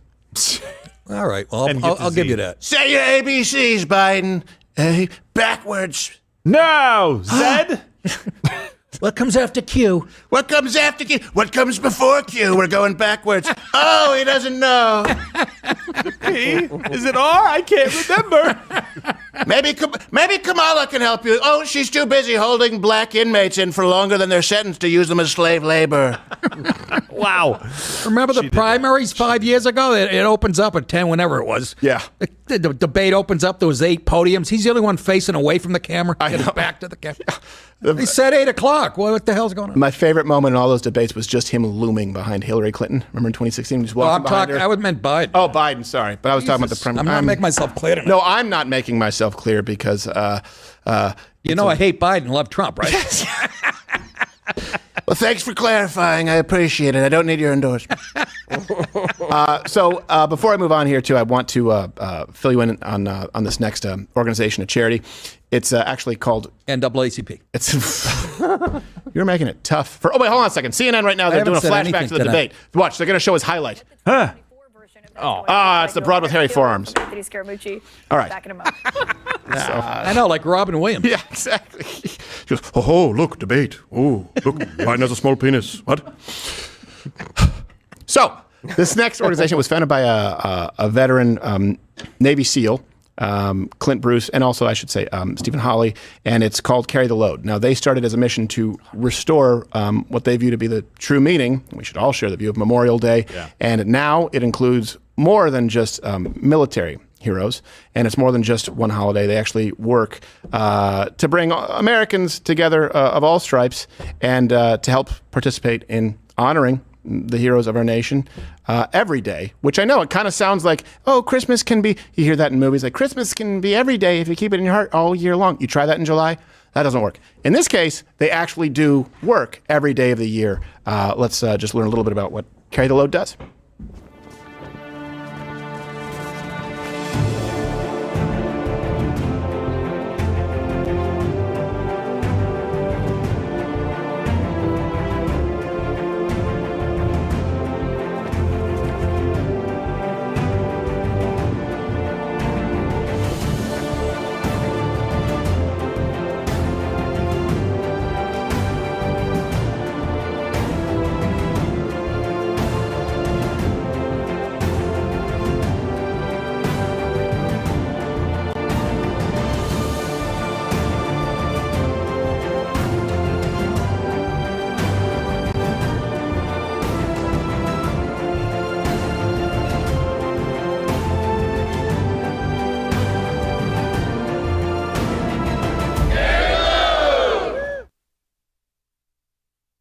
And I hope that we don't have to cut our next interview short because you may notice empty chair right there. I see an empty Chardonnay glass by a fireplace.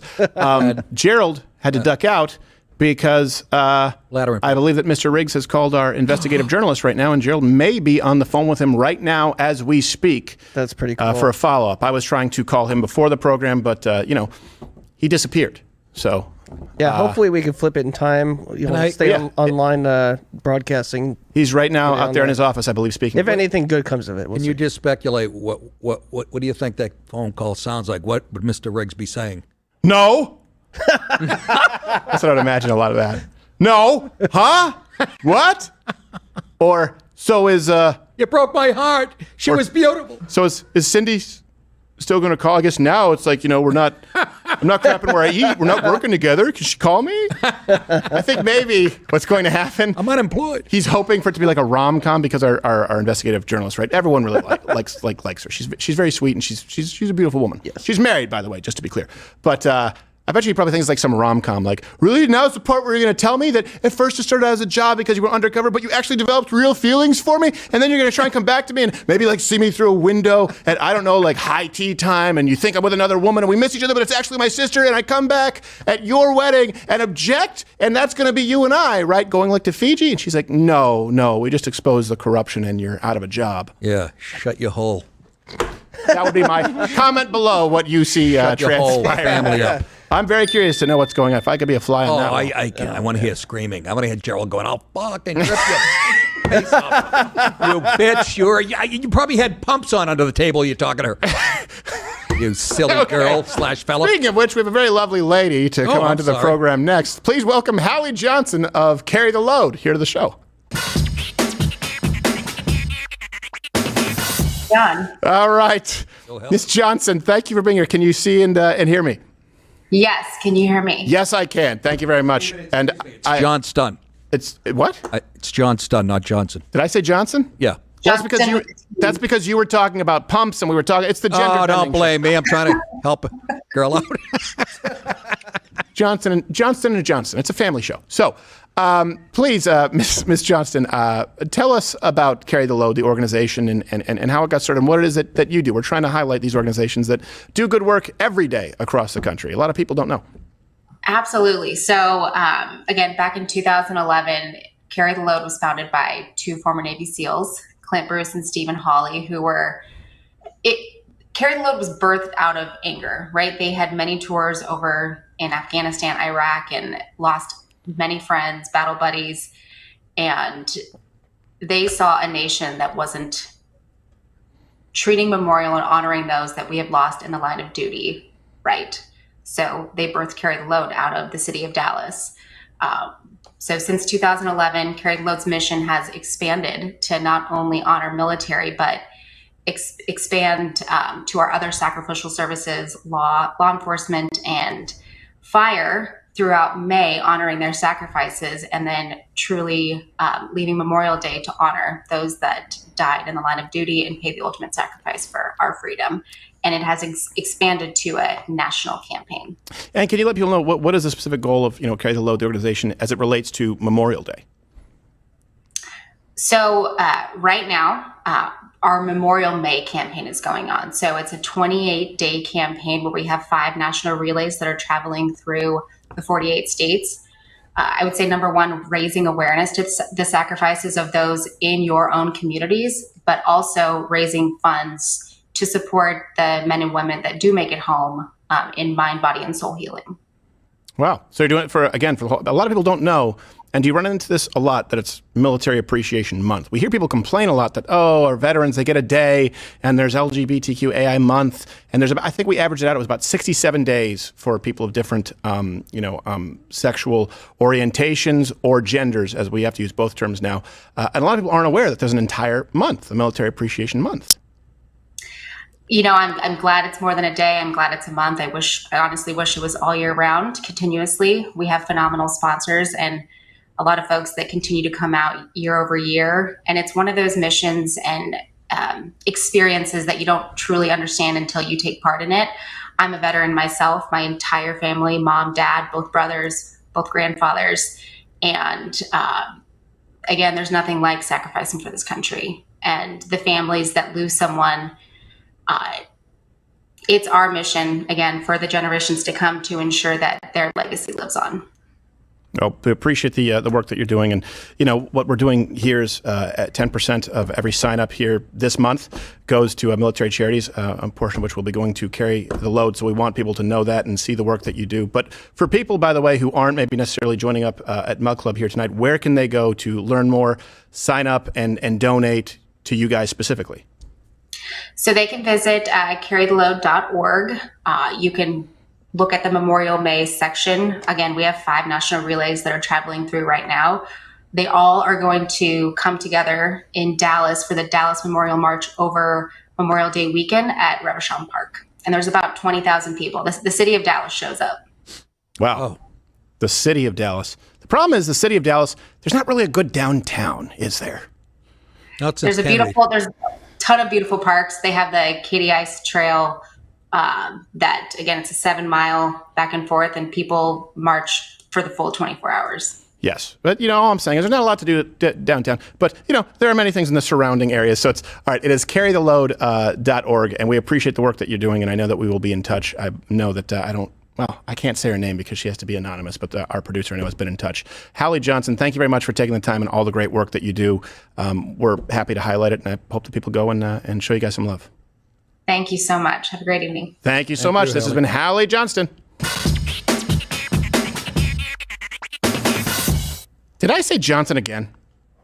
Did I say Johnston? I don't think so. I was watching. It's always a thing. Not on Johnson, the last one, Johnston. the run before, I think you did. Son of a bitch. Yeah. Can you admonish me? Sure. She deserves better. She's a veteran, for crying out loud.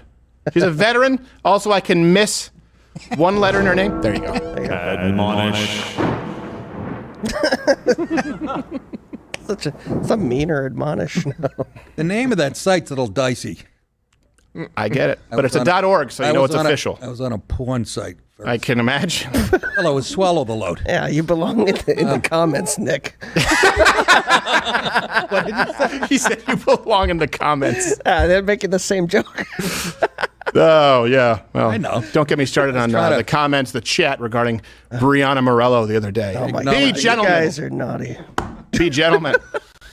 Hey, look, I get it. You have needs. So before Joe, aren't you just curious right now? It's just burning within me what's happening with Gerald. Oh, my God. I was hoping he had gunfire. If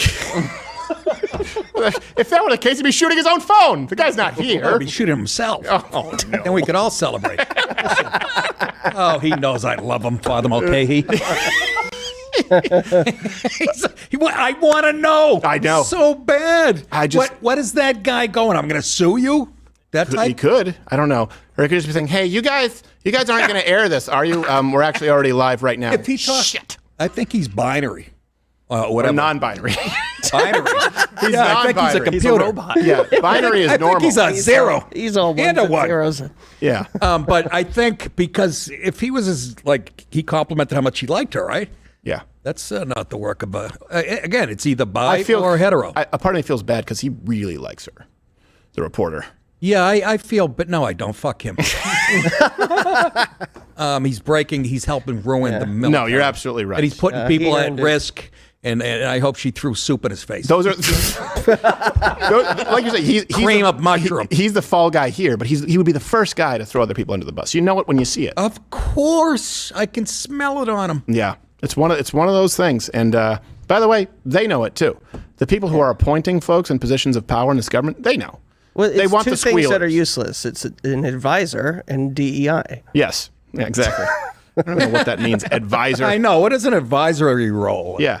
Hey, I advise we get this girl another bottle of Chianti. Yes, exactly. We did the video of McKinsey, consultants, advisors. Like, we know what they do. Yeah, exactly. The biggest consulting group. They have their hands in everything. And, it sucks because these organizations, they become huge or they become too big to fail as it relates to private companies. Or, of course, effectively, all wings of the federal government are too big to fail. There's no accountability. It's just your tax dollars. It's a never-ending supply. That's where we are. And then you have these other people out there, these other organizations, not only you and your support with Mug Club, and we appreciate it, but these other organizations who do a lot, and it goes completely unnoticed. So here's another one while we're doing Military Appreciation Month. The promo code is USA20. That's actually going on all night. And then, the promo code military gets you $10 off for the entire month, military appreciation. So 10% will be going to charities all month, no matter whether you enter in the promo code or not. So we appreciate it. But this one is called Stronghold. I believe we have it. Stronghold Rescue and Relief. And they actually specialize in providing medical care aid in crisis zones. So they actually hire former special forces veterans. And a lot of people don't necessarily know this. Biker gangs were started largely by ex-military. by veterans who came back because it's really hard to be redlining that engine, to be in gear 5 and tell someone, okay, now just shut it off. That's one thing we do pretty poorly here in this country, is we say, go out there, be the guy we need to kill, and deal with the nightmare that none of us will sign up for. Now come back and just get behind your white picket fence and shut up. Yeah. We put them on a shelf like a broken toy. We treat them like broken toys. Put on Three's Company and relax. Yes, exactly. Although that being said, Suzanne Summers, she does quell any discomfort back in that day. That was Three's Company, right? She did. God bless her. Yeah. Oh, that's right. The She late passed, great. yeah. She did. I'll tell you. I don't think anyone has a bad word to say about that lady. Absolutely not. I went to her wake. That was an unofficial invitee. So they hired. Sucker punched John Ritter's kid. Did she? Oh, I did. Oh, you did? Okay. I'm sorry. I was like, the first bad word about Suzanne Summers, I was very confused. But they hire these special forces or former special forces veterans to actually work with them to help provide humanitarian relief, emergency medicine. You know, they do some mentorship for people out there on the front lines. And it gives, sometimes we think that these people are indestructible. We like to think of them as Superman, right? Oh, well, you were a Ranger. Oh, you were a Navy SEAL. Well, then life should be, this is a cakewalk.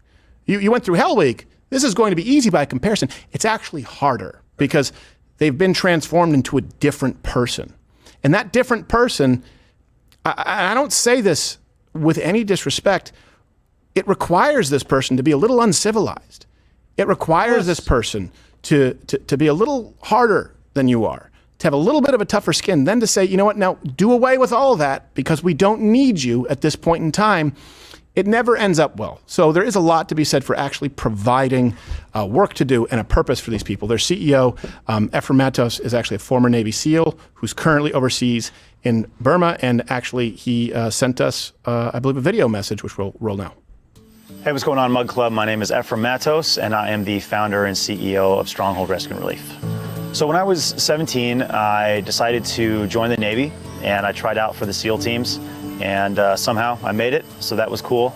And I went on to become a sniper, and I was able to deploy to Afghanistan and to Southeast Asia. During my first deployment in Afghanistan, I was in a particularly bad firefight where the Taliban sent 2 little girls running straight at me. And it was very obvious that their intention was for me to shoot these little girls. We believed that they were wearing suicide backpacks. And that experience really opened up my eyes to the reality that there are civilians caught in the crossfires of conflicts all over the world. And it's the reason why I started Stronghold Rescue and Relief. So at Stronghold Rescue and Relief, we're a nonprofit organization, and we're a group of veterans, and we go into conflict zones to protect and care for families.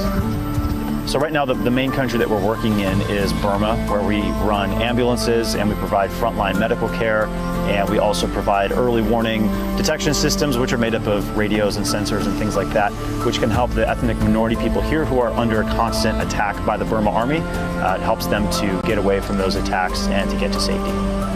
So as of now, we have 4 full-time ambulances that are transporting patients nearly on a daily basis. And also we have an ambulance boat, which moves patients across a large man-made lake that's here in the center of Burma.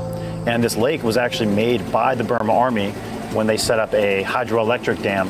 And the lake that resulted from that hydroelectric dam being built, it destroyed about 100 square miles of ethnic minority territory.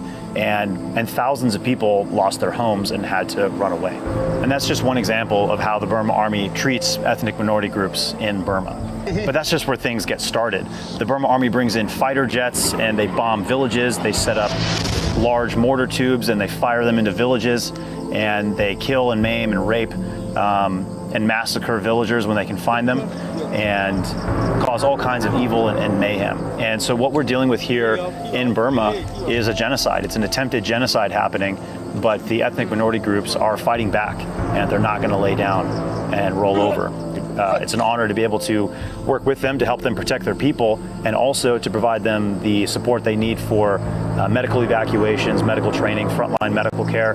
And so our team of guys at Stronghold, all of us are combat veterans, and we're happy to be able to put our skills to use after the military to be able to serve these people and approach this kind of situation with a cool head and with the level of training that we're very grateful to have from our time in the U.S. military. And so Stronghold, the way that we operate is as a nonprofit organization, which means that we completely subsist off of the donations of people from around the world.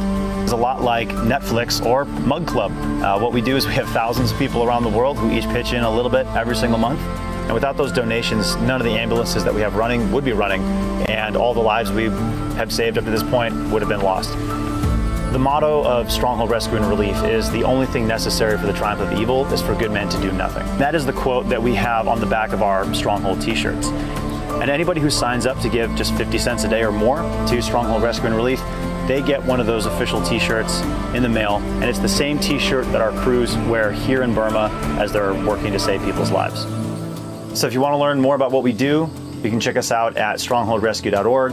I also want to say it was an honor to serve in the U.S. Navy as a SEAL. All the things that I learned there in the military are what enabled me to help these people out here today.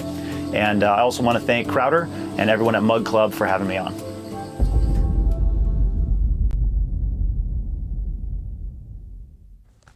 All right, so you are back. You saw me run out, and it was not because I needed more wine. No. Pee-pee? Though I always need more wine. That was yes, me. I did use the restroom as well, Nick. Okay. Oh, well, that's why you were gone for so long. Thanks for the help. I know. Your hair's all wet. Thanks for the... Then a new medication, it increases. So I was talking to Thomas Riggs. I was talking to the gentleman that that basically was the subject of our entire show tonight, Undercover Journalism. He was essentially, I think he found out right before the phone call that this was airing or that this information was getting out there. It's getting out pretty widely on X right now. So make sure you guys continue to share that, and just gave him an opportunity to try to answer some of these questions. What he meant when he said that, DEI was going to change names, and a number of different things. I don't want to be too specific because we're hoping to talk to him again. But we will have those recordings to be able to share. Bank on it, Gerald. Yeah. Or he asked to be able to talk to us a little bit later. We talked for a few minutes. I can't remember exactly how long. He did not deny anything that I brought to him about Republican being better in office, or saying that it's pretty disconcerting to have somebody say that we could be speaking Chinese from this war, potentially with China invading Taiwan and the war that could ensue from that. And also, he did make a comment that he doesn't feel like he's anybody special with regard to that. And I said, yes, but you're advising people that advise the president of the United States, to which he did not deny that. No. Right. So there was some kind of anger, confirmation in a lack of denial, if you can say that, to some degree. Well, he told you this is public knowledge. So that's the issue where he said, it's public knowledge that China is our greatest foe. That's the implication. Not according to this administration, not according to the man in the Oval Office, not according to, by the way, not according to our generals at this point, not according to all of COVID, where we were told, no, let's not vilify them. So for him to say that that's public knowledge, that's just not true. No, and I know, and he said that he had to go, and that obviously this was a lot to be taking in, and he wanted to be able to kind of process through a little bit and give me a call back. And I hope that phone call happens. I'm kind of going along with you. I think you're probably right that he is not going to make that call. But look, Thomas, if you're listening to this, if anybody can get this to him, if anybody somewhere, some way, somehow can let him look, I get that this is a problem. I don't know if you're a bad guy. I know that the policies that you're pushing in the face of understanding what it does to our military is a bad thing, right? But this is the best possible path forward. If you truly believe what you said on that date, the best possible path forward is that this comes to light. It hurts for a little bit, but our military changes course and our country is safe. That is the best possible outcome. Breathe. Don't do anything stupid. Call us back and talk us through some of this stuff. Explain what you were saying in those meetings on those dates so that we can make positive change. If that's truly what you believe in serving this country, and you signed up to serve, so I got to think there's something in there. There's something deep down inside that said, I want to do this, and I want to spend a career doing this. I don't know where it went wrong and started focusing on things that you shouldn't focus on. I don't know if it was because it led to more promotions and it was the thing that was going to get you the time to be able to get to the next rank. But somewhere along the way, it became more important to satisfy the desires of the brass than it did to make sure that we had a military that could actually effectively wage a war. I'll tell you where... No, go ahead. Well, he's at the right age to have been brainwashed with this whole diversity thing. Yeah. I mean, he might even actually believe it. The root cause is an evil ideology. Let me explain when I say that's right. It gets in here. It's a worm. It's an infection. Yeah. It's a cancer. Yes. And it's a cancer that needs to be carved out figuratively, needs to be carved out not only from our military, but from all of our institutions. Look, let me tell you something. If DEI and the gender bender ideology, and it is, by the way. I know we've done this where there are only two genders, change my mind. You can go back to there. That was the first time someone asked, what is a woman, what is a man, right? You can go back to 2015, 2016, 2017. People couldn't answer that question. They don't even know where this stems from. And I'm talking about all of it, but this is how radical we are right now. It comes from Simone de Beauvoir, then it goes to Judith Butler. John Money is this is the basis for everything that you know today that you are taught in school as it relates to the idea that gender is separate from sex. John Money, I was taught this in college. I know this is a little bit of an aside, but just give me a moment here. John Money did the twin study, had two twins. He had a set of twins, a pair, if you will. And he raised one as a boy and one as a girl to see if gender was a social construct. Now, this was touted as a success. This was used in academia for decades, right? This is proof. Gender is really just societal conditioning. Now, what they didn't tell you is that John Money sexually abused these twins. He would have them, he would forcefully put them in sexually compromising positions to make one the dominant twin, one the submissive twin. What they don't tell you is both those twins are dead because suicide is a real problem. So if you want to consider that a successful experiment, which was the basis for modern gender ideology, goes Simone de Beauvoir, there goes Judith Butler, John Money. Without them, there can be no modern gender ideology. It cannot exist. Look into those people. Look into the basis for this and understand that it's not rooted in reality whatsoever. And understand that by the time it makes it to the military, by the time the military says, we will pay, and by we mean you, the taxpayer, will pay for sex change operations because that is vital to our fighting forces. By the time it makes it to the military, which is supposed to be a petri dish, completely devoid of politics, it has already been a contagion to every other institution. You think it gets to the military before it gets to education? You think it gets to the military before it gets to the Department of Energy, to social services? No, it gets to the military last. If it's there, it has been everywhere else. You know it. You've experienced it. And when you feel, and I have a tendency to feel bad for people who get caught with their pants down because everyone can make a mistake. But let me ask you this. When I say an evil ideology, you have state legislatures right now that not only will guarantee that your child can transition without your permission, the state will help hide that child from you if you are trying to reach them. That exists right now. You want to tell me that chemically castrating and physically allowing the neutering of children is not evil? You cannot separate that from stretchy maternity suits, from guaranteeing that African-American lesbians are on the front lines regardless of their ability to do a sit-up. You cannot separate that from sex change operations in the military. It is an evil ideology, and it is not being pushed from the ground up. It is being pushed from the top down, period. Understand, if you look back at this moment in history, I mean, we talk about the Holocaust, we talk about whatever Mao did, we talk about the experiments that were conducted when you look at what the Chinese did with the Japanese during World War II. People are certainly going to look back at this time in history and say, my God, we allowed them to do that to children? We took children away from their parents? If the parents tried to protect them? I know some people are saying, wait, are you comparing transitioning children today? Are you comparing that to the Holocaust? Are you comparing that to Stalin's Russia? Yes. Yes. As far as the level of evil, absolutely. Absolutely. When you see it in the military, understand that it arrived there last. Yeah. And it's been in your schools for a long time. And I don't just mean college. I mean your kindergartens. I mean your grade schools, let alone your high schools. That's what we're dealing with. And by the way, that's what we fight against. And that's why for me, I always feel bad where I say, look, make sure you are correct when I go to this undercover crew. So because I am not going to be in the business of ruining someone's life who's a patsy for the higher ups. Right, exactly. And they do their due diligence. And I tell you what, the other institutions we're talking about here today, schools, other departments, media, guess what? Muggle Undercover is there too. Right now, every single one. When Anthony Weiner, to give you an example, when Anthony Weiner lied about him sexting random people back then on Twitter, he didn't just lie and say it didn't happen. He had a prepared lie to blame it on that man, Andrew Breitbart, to say, Andrew Breitbart, I remember Alec Baldwin posted, I don't believe this Anthony Weiner scandal has a whiff du Breitbart. No, affected prick. They were ready to set this man up, who simply stumbled across the truth. And by the way, had fallen from grace because they'd done this to him time and time again. He was too important, so they had to do away with him.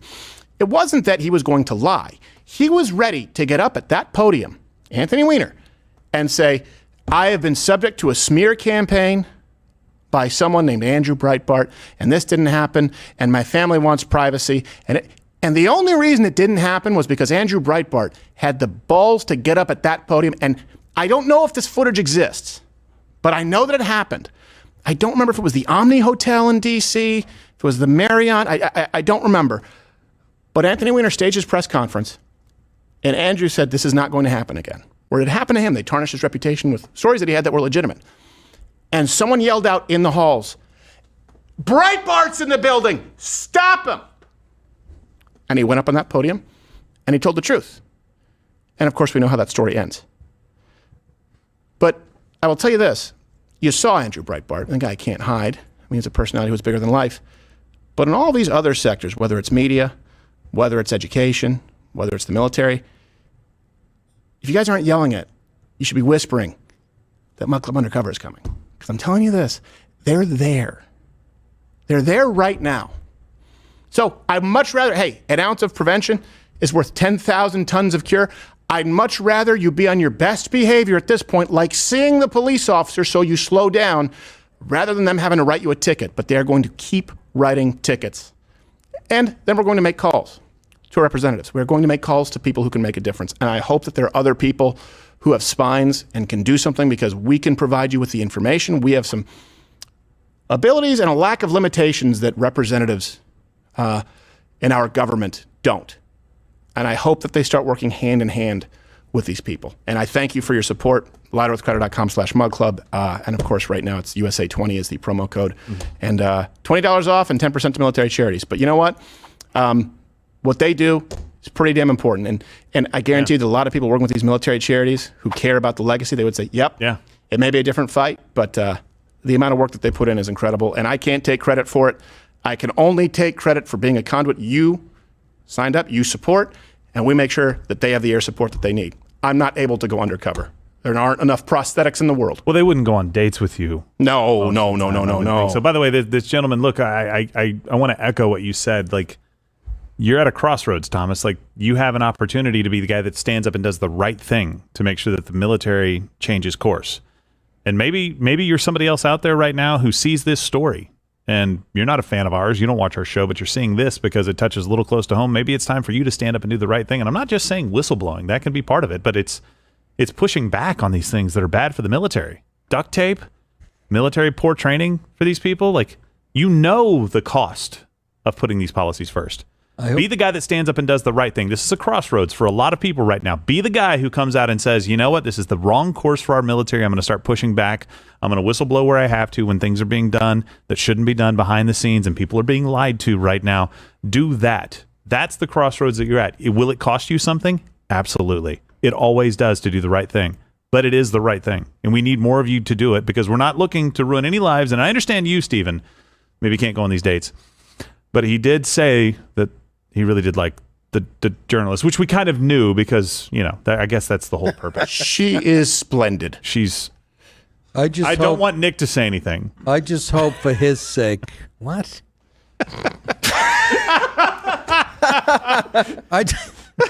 Oh, Nick, you look like Dirty Harry just then. I look like my dad when he was irritated. What? A D? I just hope for Mr. Riggs' sake that the Navy doesn't treat it like Tony Soprano would or Boeing. I'm just saying. Yeah. You're talking whistleblower. Mm-hmm. No, I know. But you make a great point, Gerald. He's at a crossroads and has to choose good or evil. Yep. And he knows based on the statements, unless he's just full of crap, which I don't think he is because he's basically confirming what we already thought. Yeah. Right? That's right. He's got an opportunity right now to go, you know what? This is going to cost me something, but that's what I signed up for. Could have cost you your life serving this country. But you've signed on the dotted line and said, I'm willing to do that. Okay. It might be a blessing in disguise. Yeah, exactly. This may be the opportunity for you to go, you know what? My country is more important than a party or a policy. Now, how do I get her number? It will not lead to another date. He's going to call you and say, hey, Joe, I'm not ready to talk right now, but could you put a good word in for me? Okay, well. And you'll say, no, click. I can't. Look, we're all equal, apparently. So I can't say you're better than anybody else. She's it's not. The E in DEI. She's taken. Just say to him, depending on what you do, how you handle this, you gotta use it. Maybe a peck in the cheek. That's right. Somebody. If you play your cards right, a peck in the cheek. Not a bribe. Just I'll let her. You can go bowling. Yes. And we have to be there. Can I keep the shoes? No. You're pushing your luck, little friend. All right. You know what? Before we thank you very much for taking the time here tonight, but actually before we leave, because it's been a little bit more serious tonight. Palate cleanse? A lot of people don't know this, that of course this has been a long time coming with the military, where they've actually been trying to bring people into the fold with more DEI incentives, and it really hasn't been working. No. So this is just the newest iteration, which actually brings us to, you may not notice they've had many slogans, and some of them have actually not even made the cut. They've been rejected. So this actually brings us to this week's 7+1.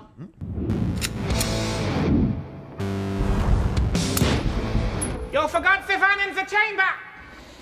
And hopefully the soothing sounds of this 7+1 tonight can lull you to sleep.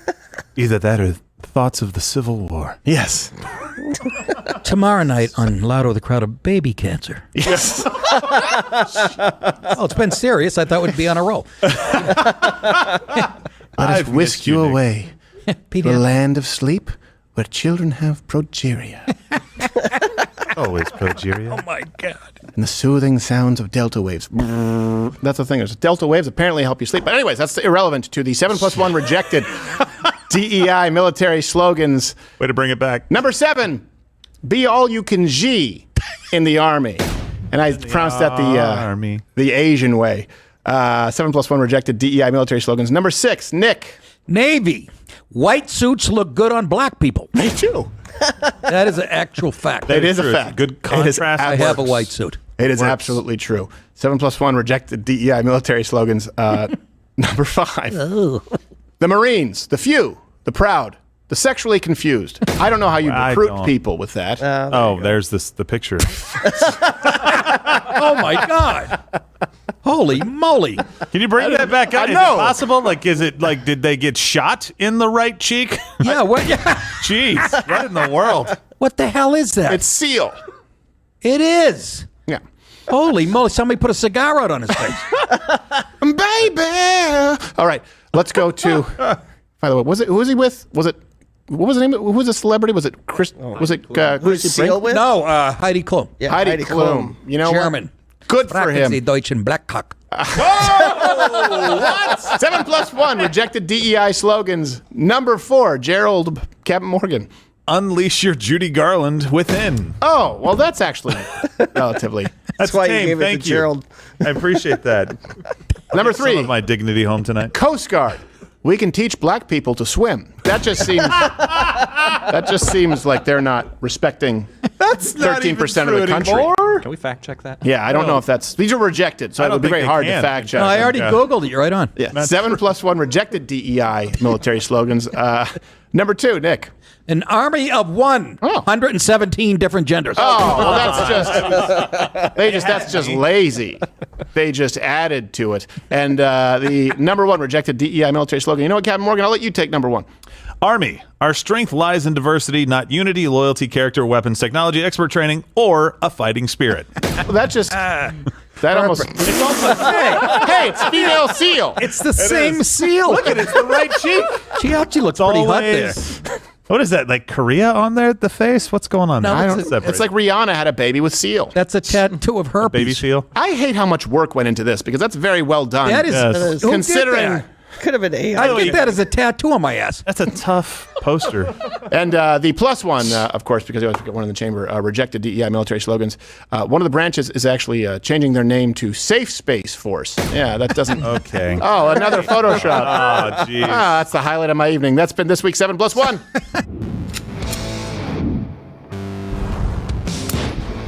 You forgot Stefan in the chamber. All right, we're about to go to Mug Club and talk with all of the new members because we're going to be taking some chat, which we don't do on YouTube or anywhere else because those super chats are just awful. Our chat's slightly better, but I just realized, I guess CrowderShop.com also has a promo. Yes, that's tonight. right. What is First it? 300 people to get there get a free Louder with a Crowder flag. Gosh, I like the Clouder flag. Clouder. It's just, I'm at the bottom of the second lesson. Yeah. So CrowderShop.com. And look, if we run out of Louder with Crowder flags, yeah, you'll get a different $30 value add flag, and it will not be a gay pride flag or a BLM flag because they only have 300 of the Louder with Crowder flags. And so Yeah, well, you could that's put a on. $30 value. You could Go put there right now. You could put CO/Rihanna on there. On the flag? Yeah, I'm just saying a $30 value. We could put anything on a flag. I don't think we can. CrowderShop.com. They can put anything on flags these days. Can we get more of these? Like, I want some more of these in color Trump 2020. I want to piss people off around me. In different colors? No, I mean myself. Yeah, yourself. This I was is going to a say live we have on-air plenty at the request. shop. No, I understand that. I'm just saying I would like more. I felt like now was the time for me to make my request. I'm striking while the iron's hot. All right. I wore your T-shirt. I'm pro-gun. Changed my mind? Yeah. And did they change your happened? mind? I got in an argument. I shot the guy. He should have seen it coming with the shirt, Nick. I mean, you told him. I think I won that one. Did I ever tell you, you've met Pops Crowder, one of the most badass moments I saw, we were in a parking lot one time. And I don't know if my dad had a bumper sticker, the guy had a bumper sticker, something, and he made some smart ass comment or something to my dad. Right. And my dad said something about, it's good to know that you support people who hate their country. Something like that. Oh, wow. And the guy said, yeah, good to know that you're some Republican fairy. Something like that. And my dad must have been having a bad day, but my dad stopped and he turned to me and said, who do you think you're talking to? And I said, what? He said, you don't know me. I'm a strange man to you. You don't go and call a strange man fairy. Do you have any idea how this could pan out for you? He was like, well, you did at least say I'm sorry, and went back into his car. It was one of those things where it's like he probably was like fairy, like, yeah, Sprite. My dad was like, who do you think you're talking to? Sounds like your dad was having a great day. Yeah, well, he did after that. Took a while to wipe the smile off of his face. That's true. My father was, what the fuck you say? The guy would have stabbed my father. It was a different generation. It was with like 310 to Yuma. They're going to hang me in the morning. So, look, one thing, too, I will say this before we go. Oh, what is this? My grenade just fell? It's it's a little army. I thought it was an artichoke heart. Why would that be on your desk? I don't know. I thought you liked artichokes. It's in every recipe these days. Incredibly impractical. You haven't had the army artichoke? The army artichoke. Yeah, well, you military mushrooms? Oh, you peel the artichoke, count 3 seconds, and then... So it's a new gay sexual position. I got a block the shining head. Whoa, a little Chardonnay, and all of a sudden, Gerald is David Tell. Hey, that's not Chardonnay. I love that he's I love that he's getting tipsy. It becomes Schimmel. I've been feeling kind And in 10 minutes, he'll have his pants off. Oh, come on. It's okay. It's okay. We all have needs. Now, I need to tell you this because we get a lot of chats from people, and we'll take those on Mug Club, where people will say, hey, I work in an industry where I'm scared to sort of come out with my political perspective. Oh, it's Dunkin' Donuts, for Christ's sake. Yes, you'll hear people, you'll hear people say this all the time. Yeah. And we answer, look, let your freak flag fly. Or they say, you know what, I'm scared with what I do, if the person who works with me knows how I line up politically, that, they may set me up to fail, or, we work in kind of a team environment. Too bad. So I want you, because this is a common thread, we see this a lot, picture that, and I get it, it's scary. For example, you might fail a test if you come out of the closet as conservative in university. You may not get a role as an actor, as a performer, or you may not get a spot as a comic on a showcase set. You may, for example, if you work in technology, you may not get promoted, right? Because other people around you, if they know where you line up and they don't share your values, and they become the majority, it becomes a mob mentality. Now, I want you to picture that, and rather than maybe failing a test, failing a grade or your paper, maybe not getting a job, maybe losing out on an audition. Picture that same environment with people shooting at you. That's what we're talking about tonight. We're talking about people who are going out there, who, by the way, you've seen, that's why we highlight these charities. They come back different than they left, not only mentally, emotionally, spiritually, physically. Many of them are missing limbs. They have diseases or illnesses that we can't even begin to imagine. And now they have to worry about going out there and is this person next to me First off, are they the most qualified person? I can't say the answer is no. It's scarier than that. The answer is you couldn't possibly know. And you might get booted or dishonorably discharged for using the wrong pronouns in the heat of battle. Or you may lose your job or be reprimanded because you're not on board with hiring based on diversity when you're really supposed to be going out and killing people. Think about that. When you think of we talk about how toxic the work environment is for some, and I get it, by the way, I get it. You are risking something. You're risking your livelihood. Wars have been fought over less. I understand it. It's not lost on me. But now picture yourself in an actually toxic environment where the smell of gunpowder, gas, blood, death fills the air, and you can't possibly know if the person next to you is there to protect you, is capable of protecting you, or is a diversity hire. And we know that's by design. Tonight, thanks to the undercover work they've done, we know that is by design. And we know what the greatest threat is to the United States of America. There's no doubt about it. It's China. It's China. Are we ready to deal with China economically? Or if it actually breaks out into a conflict? I'll tell you one thing that I do know.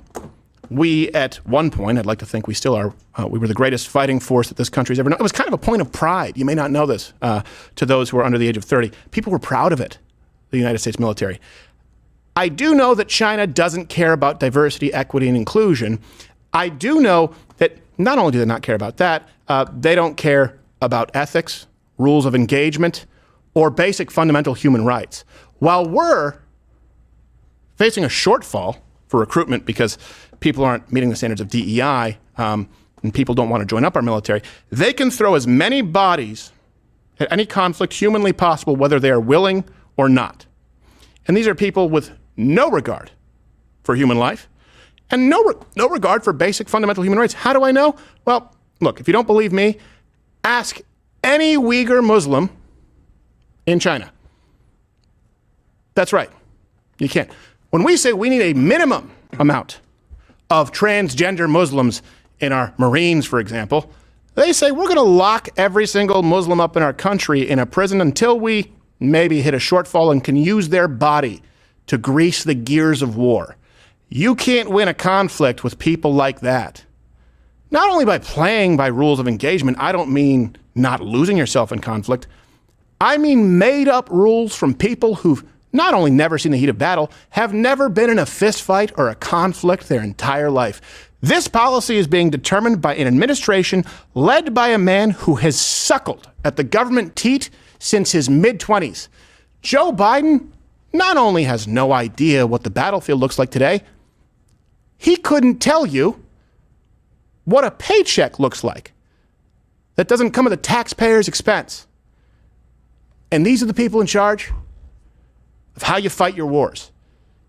And I hope that the people out there who can make a difference have a spine and do so. Take your lead from the people who've been doing the work undercover. And by the way, you'll never know their names. You'll never see their faces. All I can tell you is the work that they do is incredible. Very proud to be associated with them. You can consider signing up at louderwithcreditor.com/mugclub. $20 off if you enter in USA20. And it helps continue the...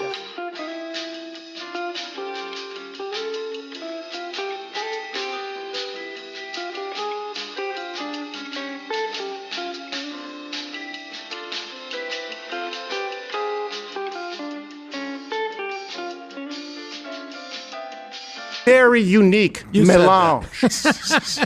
You said that, not me. If you're watching on Rebel, I can't remember at this point. Someone said it. Click that button, join Mug Club, YouTube.